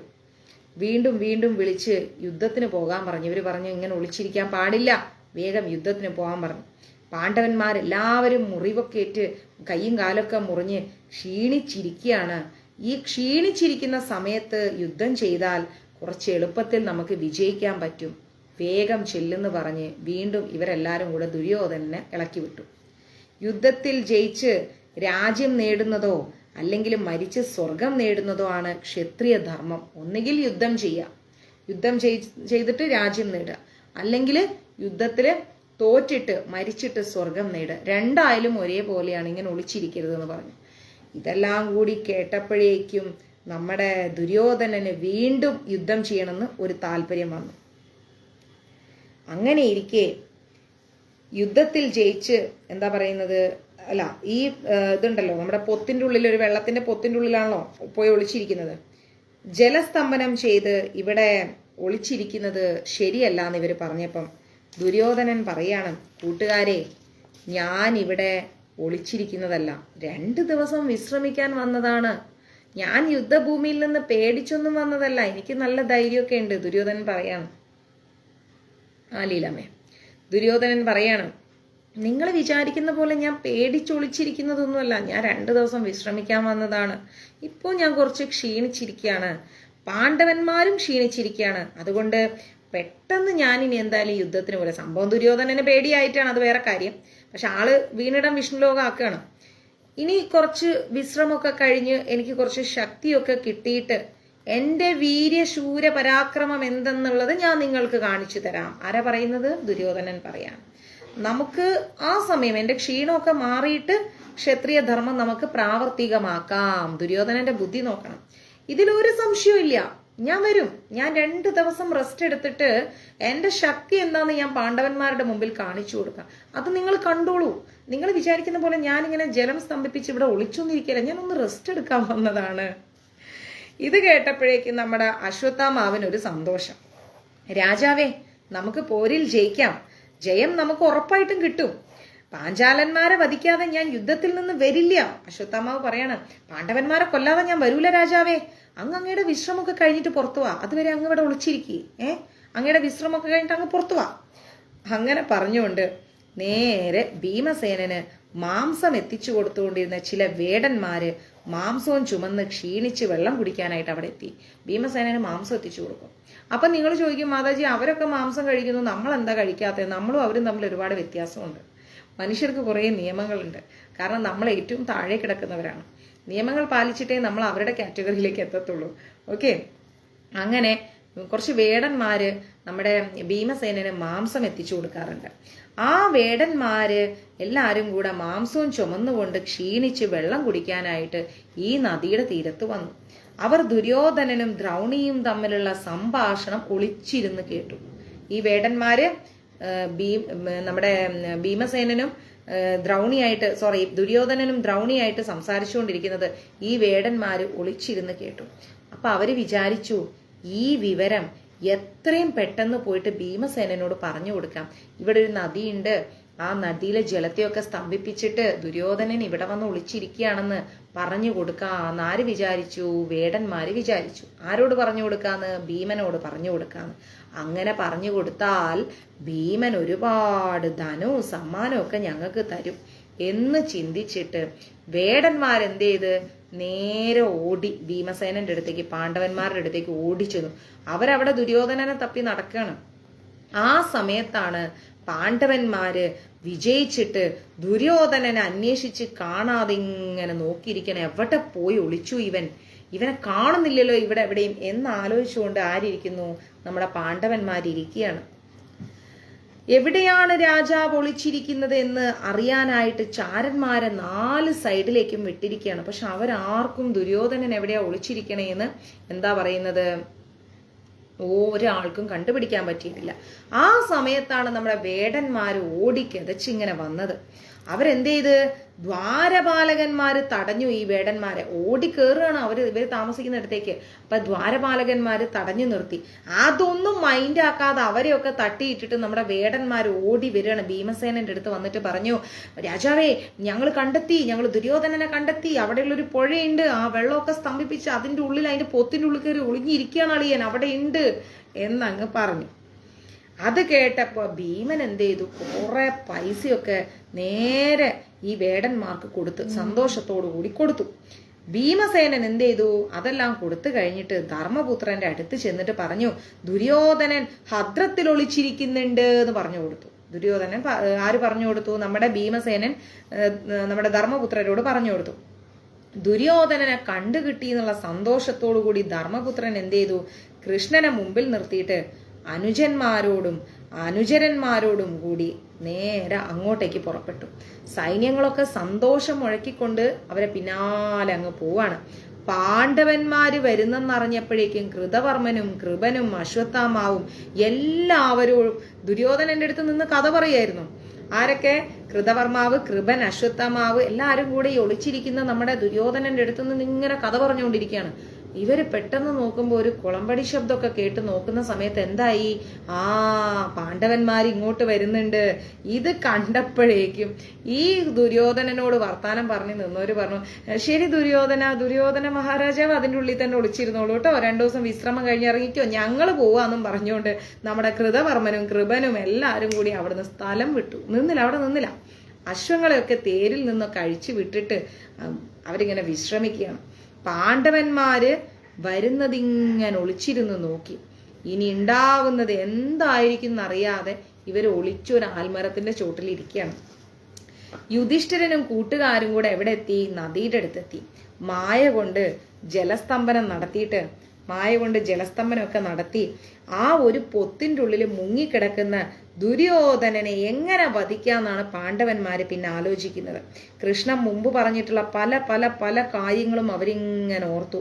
മായയ്ക്ക് മായയും ചതിക്ക് ചതിയും പകരം ഉപയോഗിക്കുന്ന യാതൊരു ഔന്നത്യമില്ലാതെ സമർത്ഥിച്ചു.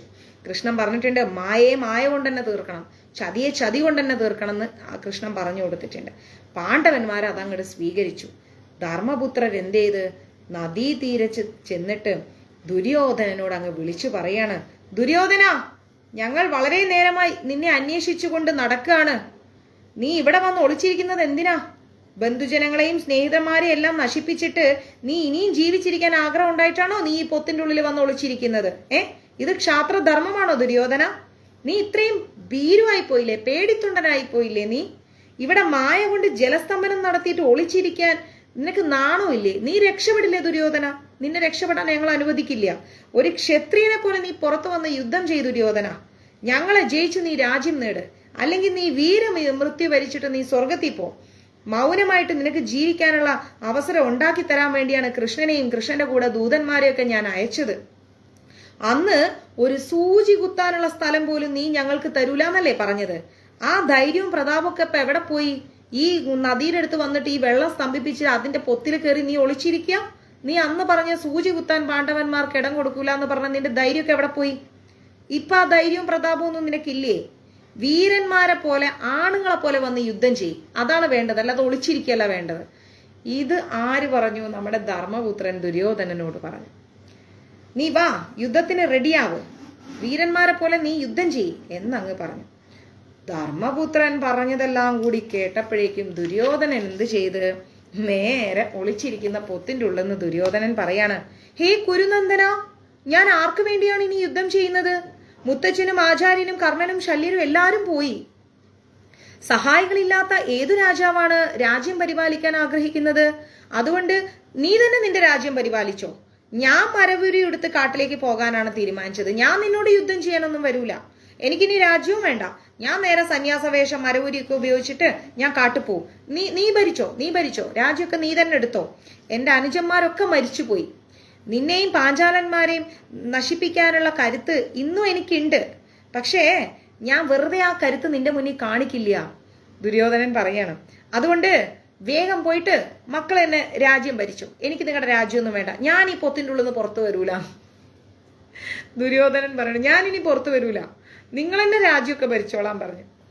ദുര്യോധനന്റെ നിരാശയോടെയുള്ള വാക്ക് കേട്ടപ്പോ ധർമ്മപുത്രൻ പറയാണ്, ഉണ്ണി ദുര്യോധന, വെള്ളത്തിൽ കിടന്ന് നീ ആർത്തപലനം ചെയ്യാതിരിക്കുക. നീ സൗജന്യമായി തരുന്ന ഭൂമി ഞങ്ങൾ പാണ്ഡവന്മാരിനി ആഗ്രഹിക്കുന്നില്ല. മനസ്സിലായില്ലേ ഉണ്ണി ദുര്യോധന? നീ വെള്ളത്തിന്റെ അടിയിൽ കിടന്നിട്ട് പ്രഹസനം കാണിക്കണ്ട. നീ ഇടുന്ന പിച്ച പോലെ ഞങ്ങൾ ഇനി ആ ഭൂമി എടുക്കാനോ ഒരിക്കലും നടക്കില്ല. എന്നിട്ട് എന്താ പറയണത്? ക്ഷത്രിയൻ സ്വന്തം ബാഹുബലം കൊണ്ട് നേടിയതേ ക്ഷത്രിയന്മാർ അനുഭവിക്കും. നീ കള്ളച്ചൂത് കളിച്ച് നേടിയത്. പക്ഷെ ഞങ്ങൾ അങ്ങനെയല്ല. ഞങ്ങള് സ്വന്തം കൈക്കരുത്ത് കൊണ്ട് എന്താണോ നേടുന്നത് അതേ ഞങ്ങൾ അനുഭവിക്കൂ. അല്ലാതെ നീ തരുന്ന പിച്ചയൊന്നും ഞങ്ങൾ സ്വീകരിക്കില്ല എന്ന് പറഞ്ഞു. നിന്നെ യുദ്ധത്തിൽ ജയിച്ച് ഞങ്ങൾ ഭൂമി നേടും. ആ ഭൂമിയിൽ ഞങ്ങൾ വാഴും. മനസ്സിലായില്ലേ? ഇപ്പോൾ ഭൂമി തരാൻ എന്തിനാ നീ വിചാരിക്കുന്നത്? അന്ന് മര്യാദയുടെ ഭാഷയിൽ ഹസ്തിനപുരത്തിലേക്ക് ആരെ വിട്ടു? കൃഷ്ണനെ വിട്ടു. കുറേ ആൾക്കാരെ വേറെയും വിട്ടു. അന്നൊക്കെ നിനക്ക് എന്തൊരു അഹങ്കാരമായിരുന്നു. ഇപ്പൊ നീ വെള്ളത്തിന്റെ അടിയിൽ പോയിരുന്നിട്ട് പറയാണ് ഭൂമി എടുത്തോളാം, ഞങ്ങൾക്ക് വേണ്ട ആ ഭൂമി, നീ വാ പുറത്തു വാ. അതിനുള്ള സന്ദർഭങ്ങൾ നിനക്ക് പലതും ഉണ്ടായിരുന്നു. അന്ന് എന്താ നീ ഭൂമി തരാതിരുന്നത്? കുലത്തിന്റെ ശാന്തി ഓർത്ത് ഞാൻ പല തവണ നിന്നോട് യാചിച്ചതാണ് ദുര്യോധന. നമ്മുടെ കുലത്തിൽ ഒരു അശുഭം ഒന്നും ഉണ്ടാവരുതെന്ന് ഓർത്തിട്ട് പല തവണ നിന്നോട് യാചിച്ചു. അന്ന് ധർമ്മത്തിനനുസരിച്ച് പ്രവർത്തിക്കാൻ തയ്യാറാവാതെ ഇപ്പൊ ബുദ്ധിഭ്രമം പിടിച്ചതുപോലെ നീ സംസാരിക്കുന്നു. നിന്റെ വീറും വാശിയൊക്കെ എവിടെ പോയി? നിന്റെ കൂടെ നിന്നവരൊക്കെ എവിടെ? നീ ഇപ്പൊ എന്തിനാ ഒളിച്ചിരിക്കുന്നത്? നീ പുറത്തു വാ. ഞങ്ങളെ പോരിൽ ജയിച്ചിട്ട് നിന്നിൽ നിന്ന് ഞങ്ങൾ ആ ഭൂമി സ്വന്തമാക്കും. ഭീരുക്കളെ പോലെ നീ അസംബന്ധം പറയാതിരിക്കും ദുര്യോധന, പൊലമ്പാതിരിക്കും ദുര്യോധന. നീ ക്ഷത്രിയനെ പോലെ വെളിയിൽ വന്നിട്ട് പോരിൽ ഞങ്ങളെ ജയിക്ക്. ഹേ ദുർബുദ്ധേ, നിന്റെ ജീവൻ ഇപ്പൊ ഞങ്ങളുടെ കയ്യിലാണ്. ഞങ്ങളെ വധിക്കാൻ ഏതെല്ലാം വിധത്തിൽ നീ ശ്രമിച്ചു, അതൊന്നും ഞങ്ങൾ മറന്നിട്ടില്ല ദുര്യോധന. എഴുന്നേൽക്ക്, വെള്ളത്തിന്റെ അടിയിൽ നിന്ന് എഴുന്നേക്ക്, വേഗം വാ, വന്ന് യുദ്ധം ചെയ്യ്. അതാണിപ്പോ വേണ്ടത്. ചുമ്മാ വെള്ളത്തിന്റെ അടിയിൽ കിടന്നിട്ട് പ്രഹസനം നടത്താതെ ദുര്യോധന. ഉണ്ണി വാ, പുറത്തു വാ. നമ്മുടെ ധർമ്മപുത്രരെ വിളിക്കുകയാണ്. യുധിഷ്ഠിരന്റെ ഈ ഒരു അധിക്ഷേപം നിറഞ്ഞ വാക്ക് കേട്ടപ്പോഴേക്കും ദുര്യോധനന് വീണ്ടും പെരുത്തങ്ങട് കേറി. ദുര്യോധനൻ പറയാണ്, അല്ലയോ യുധിഷ്ഠിര, നിങ്ങൾ ഇന്ന് സ്നേഹിതന്മാരും വാഹനങ്ങളും ആയുധങ്ങളും ഒക്കെ ഉള്ള ആൾക്കാരാണ്. ഞാൻ ആരും ഇല്ലാതെ വാഹനവും ഇല്ലാത്തവനാണ്. എല്ലാവരോടും കൂടി എന്നോട് എതിർക്കുന്നത് ധർമ്മമല്ല. നിങ്ങൾ ധർമ്മത്തിന്റെ കൂടെയല്ലേ നിൽക്കൂ. എനിക്ക് സ്നേഹിതന്മാരും ഇല്ല, വാഹനവും ഇല്ല, ഒന്നുമില്ല. എന്നിട്ട് നിങ്ങളോട് ഞാൻ എങ്ങനെയാ എതിർക്കണത്? ഞാൻ വരൂല. അങ്ങനെ ഒന്നും ഇല്ലാത്ത എന്നോട് നിങ്ങൾ യുദ്ധം ചെയ്യാൻ പാടില്ല, അത് ധർമ്മമല്ല എന്ന് ആര് പറയണു? നമ്മുടെ ദുര്യോധനൻ പറയാണ്, ഒറ്റയ്ക്ക് എന്നോട് എതിർക്കാൻ വാ. നിങ്ങൾ കൂട്ടത്തോടെ എന്നോട് അടിയുണ്ടാക്കാൻ വരരുത്. ഞാൻ എല്ലാവരെയും കാലപുരിക്ക് അയച്ചിട്ട് നിങ്ങളുടെ ഔദത്യം ഞാൻ തീർത്തു തരാം. എന്റെ കയ്യില് ഗത എപ്പോഴും ഉണ്ട്. ഞാൻ വെള്ളത്തിന്റെ അടി വന്നിരിക്കുമ്പോൾ എന്റെ ഗതയും കൊണ്ടാണ് വന്നിരുന്നത്. അതുകൊണ്ട് നിങ്ങൾ എല്ലാവരും കൂടി എൻ്റെ അടുത്തേക്ക് വരരുത്, ഓരോരുത്തരായിട്ട് വരണം എന്ന് പറഞ്ഞു. അത് കേട്ടപ്പം നമ്മുടെ ധർമ്മപുത്രൻ പറയാണ്, ശരി സുയോധന, ക്ഷത്രോചിതമായ നിന്റെ വാക്ക്, ക്ഷത്രിയന്മാർക്ക് ഉചിതമായ നിന്റെ വാക്ക് എനിക്ക് സന്തോഷം തരുന്നുണ്ട്. ഭാഗ്യത്താൽ നിന്റെ ബുദ്ധി യുദ്ധത്തിന് അനുകൂലമായിരിക്കുകയാണ്. നിന്റെ ഗത കൊണ്ട് ഞങ്ങളിൽ നിനക്ക് ഇഷ്ടമുള്ള ആളോട്, ഞങ്ങളുടെ കൂട്ടത്തിൽ ആരെയാണോ നിനക്ക് ഇഷ്ടമുള്ളത്, നിന്റെ ഗത കൊണ്ട് നീ യുദ്ധം ചെയ്യും. വാ, നീ ഞങ്ങളുടെ കൂടെ വാ. ഞങ്ങളൊക്കെ സാക്ഷികളായി നിൽക്കുക. നിന്നെ ഞങ്ങൾ എല്ലാവരും കൂടെ ഉപദ്രവിക്കില്ല. ഓരോരുത്തരായിട്ട് നീ ഞങ്ങളോട് യുദ്ധം ചെയ്യും. നീ പുറത്തു വാ. നീ ഒരാളെ കൊന്നാൽ ഞാൻ നിന്നെ രാജാവാക്കാന്ന് ധർമ്മപുത്രൻ പറയാണ്. നീ ഒറ്റയ്ക്ക് പുറത്തു വന്നിട്ട് ഞങ്ങളോട് ഓരോരുത്തരോട് നീ യുദ്ധം ചെയ്യും. ഞങ്ങളുടെ കൂട്ടത്തിൽ ഏതെങ്കിലും ഒരാളെ നീ കൊന്നു കഴിഞ്ഞാൽ നിന്നെ ഞാൻ ധർമ്മപുത്രൻ നിന്നെ രാജാവാക്കുമെന്ന് പറഞ്ഞു. അല്ലെങ്കിൽ നിനക്ക് സ്വർഗം നേടാം. സമ്മതിച്ചോന്ന് ചോദിച്ചു. ഇതാ പിന്നുമേ സുയോധനൻ എന്ത് ചെയ്ത്? ഇത് കേട്ടപ്പോഴേക്കും വെള്ളത്തിൽ നിന്ന് അങ്ങോട്ട് ചാടി അങ്ങോട്ട് എഴുന്നേറ്റു. അപ്പൊ ധർമ്മപുത്രര് പറഞ്ഞു, സുയോധന, നിങ്ങൾ എല്ലാരും കൂടി നിന്ന് പൊരുതി ബാലനായ അഭിമന്യുവിനെ കൊന്നതുപോലെ നിങ്ങൾ എല്ലാരും കൂടെ ഒരുമിച്ച് നിന്നിട്ടല്ലേ സുയോധന നീ ആ പാവം ചെക്കൻ അഭിമന്യുവിനെ കൊന്നത്? ഒറ്റയ്ക്കല്ലല്ലോ പോയത്, എല്ലാം കൂടി കൂട്ടം കൂടിയിട്ടല്ലേ ആ ചെക്കനെ കൊന്നത്. അധർമ്മ യുദ്ധം കൊണ്ട് നിന്നെ വധിക്കാൻ ഞങ്ങൾ ആഗ്രഹിക്കുന്നില്ല. നിനക്ക് ഇഷ്ടമുള്ള ഒരു പോരാളിയെ, എതിരാളിയെ നീ തന്നെ കണ്ടുപിടിച്ചോ. നിനക്ക് ഇഷ്ടമുള്ള ഒരാള്, നീയും നിന്റെ ആൾക്കാരും ചേർന്ന് അഭിമന്യുവിനെ ഒറ്റയ്ക്ക് കൊന്നതുപോലെ ഞങ്ങൾ അധർമ്മം ചെയ്യില്ല. നീ വന്നില്ലേ, നിനക്ക് ഇഷ്ടമുള്ള ഒരാളെ നീ തെരഞ്ഞെടുക്കുമെന്ന് പറഞ്ഞു. ഞങ്ങൾ ആരായാലും ശരി നിന്നോട് യുദ്ധം ചെയ്യാൻ റെഡിയാണ്. വേഗാവട്ടെ, നിന്നെ യമദേവൻ കാത്തു നിൽക്കുന്നുണ്ട് ദുര്യോധന, നീ വൈകിക്കല്ലേ, വാ വേഗം വാ എന്ന് നമ്മുടെ ധർമ്മപുത്രര് പറഞ്ഞു. ആ സമയത്ത് കേശവൻ എന്ത് ചെയ്ത്? ദുര്യോധനനോട് ഗദായുദ്ധത്തിൽ ഭീമസേനനോട് കേശവൻ പറയാണ്, ഭഗവാൻ പറയാണ് ദുര്യോധനനോട് ഗദയും കൊണ്ട് ചെല്ലാൻ, ദുര്യോധനന്റെ അടുത്തേക്ക് ഗദയും കൊണ്ട് ചെല്ലാൻ പറഞ്ഞു. ആരോട് പറഞ്ഞു? ഭീമസേനനോട് പറഞ്ഞു. ഭീമസേന മുന്നോട്ട് വന്നിട്ട് പറയാണ്, ഹേ മഹാരാജാവേ, ഞാൻ എതിരിടാം നിന്നോട്. എന്നെ ജയിക്കുവാൻ ഇവൻ ശക്തനല്ല. അങ്ങേക്ക് ദുര്യോധനനെ കൊണ്ടുള്ള ശല്യം ഇന്ന് ഞാൻ തീർത്തു തരാം. ഭീമൻ പറയാണ്, യുധിഷ്ഠിരനോട് പറയാണ്, മഹാരാജാവേ, ഞാൻ റെഡിയാണ് ഇവനോട് യുദ്ധം ചെയ്യാൻ. എന്റെ ഗദയും കയ്യിലുണ്ട്. ഇവനെ കൊണ്ട് അങ്ങേക്ക് ഭയങ്കര ശല്യല്ലേ, അത് ഇന്ന് ഞാൻ തീർത്തരാന്ന് പറഞ്ഞു. ദുര്യോധനൻ ചെയ്തിട്ടുള്ള ചതിക്കും വഞ്ചനകൾക്കും എല്ലാം ഇന്ന് ഞാൻ പകരം വീട്ടും. ആരാ പറയണേ? ഭീമൻ. ഇങ്ങനെ പറഞ്ഞിട്ട് കയ്യിലുണ്ടായിരുന്ന വലിയൊരു ഗദയെടുത്തിട്ട് ഭീമൻ നേരെ ദുര്യോധനനോട് യുദ്ധം ചെയ്യാൻ തുടങ്ങി. ഭീമന്റെ പോർവിളി സഹിക്കാൻ പറ്റാതെ ഭീമസേനൻ പറഞ്ഞു, ഭീമ, നിന്നെ തന്നെയാണ് എനിക്ക് എതിരാളിയായി കിട്ടേണ്ടത്. കാരണം നിനക്കാണ് അഹംഭാവം കൂടുതലുള്ളത് ഭീമ. നിന്നെ കിട്ടണം എനിക്ക്. നിന്റെ യുദ്ധത്തിനോടുള്ള ആ ഒരു ആസക്തി ഉണ്ടല്ലോ, ആ ഒരു മതം, അതിന്ന് ഞാൻ തീർത്തു തരാം. നിന്നെ ഞാൻ ഇല്ലാണ്ടാക്കണത് ഇവിടെയുള്ള ആൾക്കാരൊക്കെ ഒന്ന് കാണട്ടെ. നിന്റെ അവസാനം എങ്ങനെയാണെന്ന് എല്ലാവരും ഒന്ന് കേൾക്കട്ടെ, എല്ലാവരും ഒന്ന് കാണട്ടെ ഭീമ, നിന്റെ അവസാനം എങ്ങനെയാന്നുള്ളത്. നിന്നെ കൊണ്ട് സാധിക്കെങ്കിൽ നീ ആ വലിയ ഗദ എടുത്തോണ്ട് വാ, ഇറങ്ങ്, നീ എൻ്റെ അടുത്ത് വാ, എൻ്റെ അടുത്ത് വന്ന് നീ യുദ്ധം ചെയ്യ്. ഇതുവരെ അധർമ്മം പ്രവർത്തിച്ചിട്ടുണ്ട് ഞാനെന്നും പറഞ്ഞിട്ടല്ലേ നീ നിന്നത്. കാണിച്ചുതരാം നിനക്ക് യഥാർത്ഥ അധർമ്മം എന്താണെന്ന് ഇപ്പൊ ഞാൻ കാണിച്ചുതരാന്ന് പറഞ്ഞു. ധർമാനുസൃതമായ പ്രവൃത്തികൾ കൊണ്ടും എന്റെ കയ്യൂക്ക് കൊണ്ടുമാണ് ഞാൻ ഇത്രയും കാലം ഞാൻ നിങ്ങളെ വിഷമിപ്പിച്ചത്. ചതി കൊണ്ടും അധർമ്മം കൊണ്ടും നിങ്ങൾ എന്നെ ജയിക്കാൻ പോകുന്നെങ്കിൽ ആ ചീത്തപ്പേര് മുഴുവൻ നിങ്ങൾക്ക് എന്നും നിലനിൽക്കും. വൃഗോദര, നീ എന്തിന് ഗർജിക്കുന്നു? വാ, യുദ്ധത്തിന് വാ. ഇത് നിന്റെ അവസാനത്തെ യുദ്ധമായിട്ട് നീ കൂട്ടിക്കോ. ദുര്യോധനൻ പറയാണ്, നിന്നെ വിടൂല, നിന്റെ അവസാനത്തെ യുദ്ധമാണിത്, നീ നോക്കിക്കോ എന്ന് പറഞ്ഞു. ഇതൊക്കെ കേട്ട് നമ്മുടെ ഭീമസേനൻ ഒരു പേടിയില്ലാതെ, ഒരനക്കോ ഇല്ലാതെ അട്ടഹസിച്ചുകൊണ്ട് ഭീമസേനൻ പറഞ്ഞു, ദുര്യോധന, അതുതന്നെയാണ് ഞാനും കാത്തു നിൽക്കുന്നത്. നിന്നെന്റെ കയ്യിൽ കിട്ടണം. ഇത് നിന്റെ അവസാനത്തെ യുദ്ധമായിരിക്കും. നീ ചതി കൊണ്ട് അധർമ്മമായി ഞങ്ങളെ ഉപദ്രവിച്ചതിന് എല്ലാത്തിനും നിനക്ക് ഒറ്റയടിക്ക് ഞാൻ തിരിച്ചു പണി തരാൻ പോവാണ്. സുയോധന, വാ, നീ എന്റെ ശക്തി എന്താ നോക്ക്. നിനക്ക് ഇനിയും യുദ്ധത്തോടുള്ള ആഗ്രഹം തീർന്നിട്ടില്ലല്ലേ, കാണിച്ചുതരാം നിന്നെ ഞാൻ. ഭീമനും പറഞ്ഞു. ഇങ്ങനെ രണ്ടു പേരും ഓരോന്നോരോന്ന് പറഞ്ഞുകൊണ്ട് യുദ്ധക്കളത്തിലേക്ക് ഇറങ്ങി. എല്ലാവരും കൃഷ്ണനോടും പാണ്ഡവന്മാരോടും കൂടി യുദ്ധം കാണാനായിട്ട് ഇങ്ങനെ ചുറ്റിനും വന്ന് നിൽക്കുകയാണ്. ദുര്യോധനനും ഭീമനുമായിട്ടുള്ള യുദ്ധം കാണാൻ, മഹാഭാരത യുദ്ധത്തിന്റെ അവസാന രംഗം കാണാൻ, എങ്ങനെ അവസാനം എന്നറിയാനും എല്ലാവർക്കും ഒരു ഭയങ്കര ആശയം ഉണ്ടായിരുന്നു. മഹാഭാരതത്തിന്റെ അവസാനത്തെ യുദ്ധം കാണാൻ രണ്ടു പേരും, ഭീമനാണെങ്കിലും ശരി ദുര്യോധനനാണെങ്കിലും ശരി, നല്ല മിടുക്കന്മാരാണ് ഗദ കൊണ്ട് യുദ്ധം ചെയ്യുന്നതിൽ. അവര് വാശിയോടെ അങ്ങോട്ട് പോരാടുമ്പോഴാണ് യാദൃശ്ചികമായിട്ട് അവിടെ ഒരാൾ വരുന്നു. ആരാണ്? ബലരാമൻ. കൃഷ്ണന്റെ കൂടെ ഇത്രയും നേരം ബലറാം സ്വാമി ഉണ്ടായിട്ടില്ല. ഭീമനും ദുര്യോധനനും കൂടി വിട്ടാതെ ഇഞ്ചോടിഞ്ച് പോരാടുമ്പോൾ വളരെ യാദൃശ്യമായിട്ട് അവിടെ ആര് വന്നു? നമ്മുടെ ബലരാമൻ വന്നു. ശിഷ്യന്മാരുടെ വാശിയേറിയ യുദ്ധം കാണാൻ വേണ്ടിയാണ് ഫലായുധൻ അവിടെ എത്തിയത്. ബലറാം സ്വാമിയുടെ മറ്റൊരു പേരാണ് ഫലായുധൻ. അദ്ദേഹം അവിടെ എത്തി. പാണ്ഡവന്മാരും കൃഷ്ണനും കൂടി അദ്ദേഹത്തെ സ്വീകരിച്ച് വേണ്ട രീതിയിലൊക്കെ ഇരുത്തി, യോഗ്യമായ ഒരു ആസനത്തിലൊക്കെ ഇരുത്തി. ഹേ രാമ, ഈ ഭ്രാതാക്കളുടെ അവസാന യുദ്ധം കാണുക. അങ്ങിപ്പോൾ എത്തിയതിൽ ഞങ്ങൾക്ക് എല്ലാവർക്കും സന്തോഷമുണ്ട്. എല്ലാവരും ഇതും കേട്ട് യുദ്ധം കാണാൻ വേണ്ടിയിരുന്നു. പിന്നീട് വൈശംപായനൻ ജനമേജയ രാജാവിന് ബലരാമന്റെ തീർത്ഥയാത്രയുടെ കഥയാണ് വിസ്തരിച്ച് പറഞ്ഞു കൊടുത്തത്. തീർത്ഥയാത്രയ്ക്ക് നമുക്ക് ഇത് വൈശംപായനൻ ജനമേജയ രാജാവിനോട് പറയുന്ന കഥയായിട്ടാണ് നമ്മൾ ഫസ്റ്റ് സ്റ്റാർട്ട് ചെയ്യുന്നത്. അങ്ങനെ ഇവർ തമ്മിലുള്ള യുദ്ധം നടന്നുകൊണ്ടിരിക്കെ വൈശംപായൻ എന്ത് ചെയ്തു? ജനമേജയ രാജാവിന് ബലരാമൻ സ്വാമി ഒരു തീർത്ഥാടന യാത്ര നടത്തിയിട്ടുണ്ടായിരുന്നു. അതിന്റെ ചരിത്രം അങ്ങ് വിസ്തരിച്ച് പറഞ്ഞു കൊടുക്കുകയാണ്. തീർത്ഥയാത്രയ്ക്കുള്ള പോകാനുള്ള കാരണവും അദ്ദേഹം സഞ്ചരിച്ച പ്രദേശങ്ങളും അവിടെ ഉണ്ടായിരുന്ന വിശേഷങ്ങളും എന്തെല്ലാം എന്നുള്ളത് വൈശംപായനൻ നല്ല വൃത്തിയായിട്ട് അങ്ങോട്ട് പറഞ്ഞു കൊടുക്കുകയാണ്. ആർക്ക്? നമ്മുടെ ജനമേജയ മഹാരാജാവിന്. ഓക്കെ, ഇഷ്ടപ്പെട്ടോ? ഭീമ ദുര്യോധനന്റെ യുദ്ധമൊക്കെ മുന്നോട്ട് വരുന്നുണ്ട്. ഇഷ്ടപ്പെട്ടോ? ഇത് മനസ്സിലായോ എല്ലാവർക്കും? 10:30 മണിയായി. ഓക്കെ ആണോ? ഹാപ്പി? എന്നാ പിന്നെ ഞാൻ ഇനി going to shut down myself.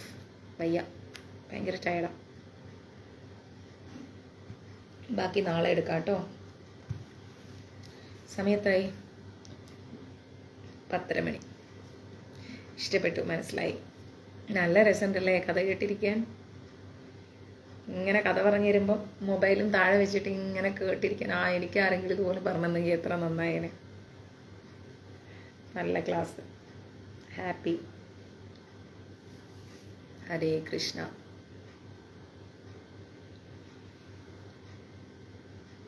ശുഭരാത്രി. അപ്പം എല്ലാവരും പോയി കിടന്നുറങ്ങിക്കോളൂ കേട്ടോ. ഹരേ കൃഷ്ണ. സർവം കൃഷ്ണ അർപ്പണമസ്തു. പ്രഭുപാദ് കി ജയ്, ഗുരു മഹാരാജ് കി ജയ്, രാധാ ഭവന പരേഷൻ കി ജയ്. ഹരേ കൃഷ്ണ.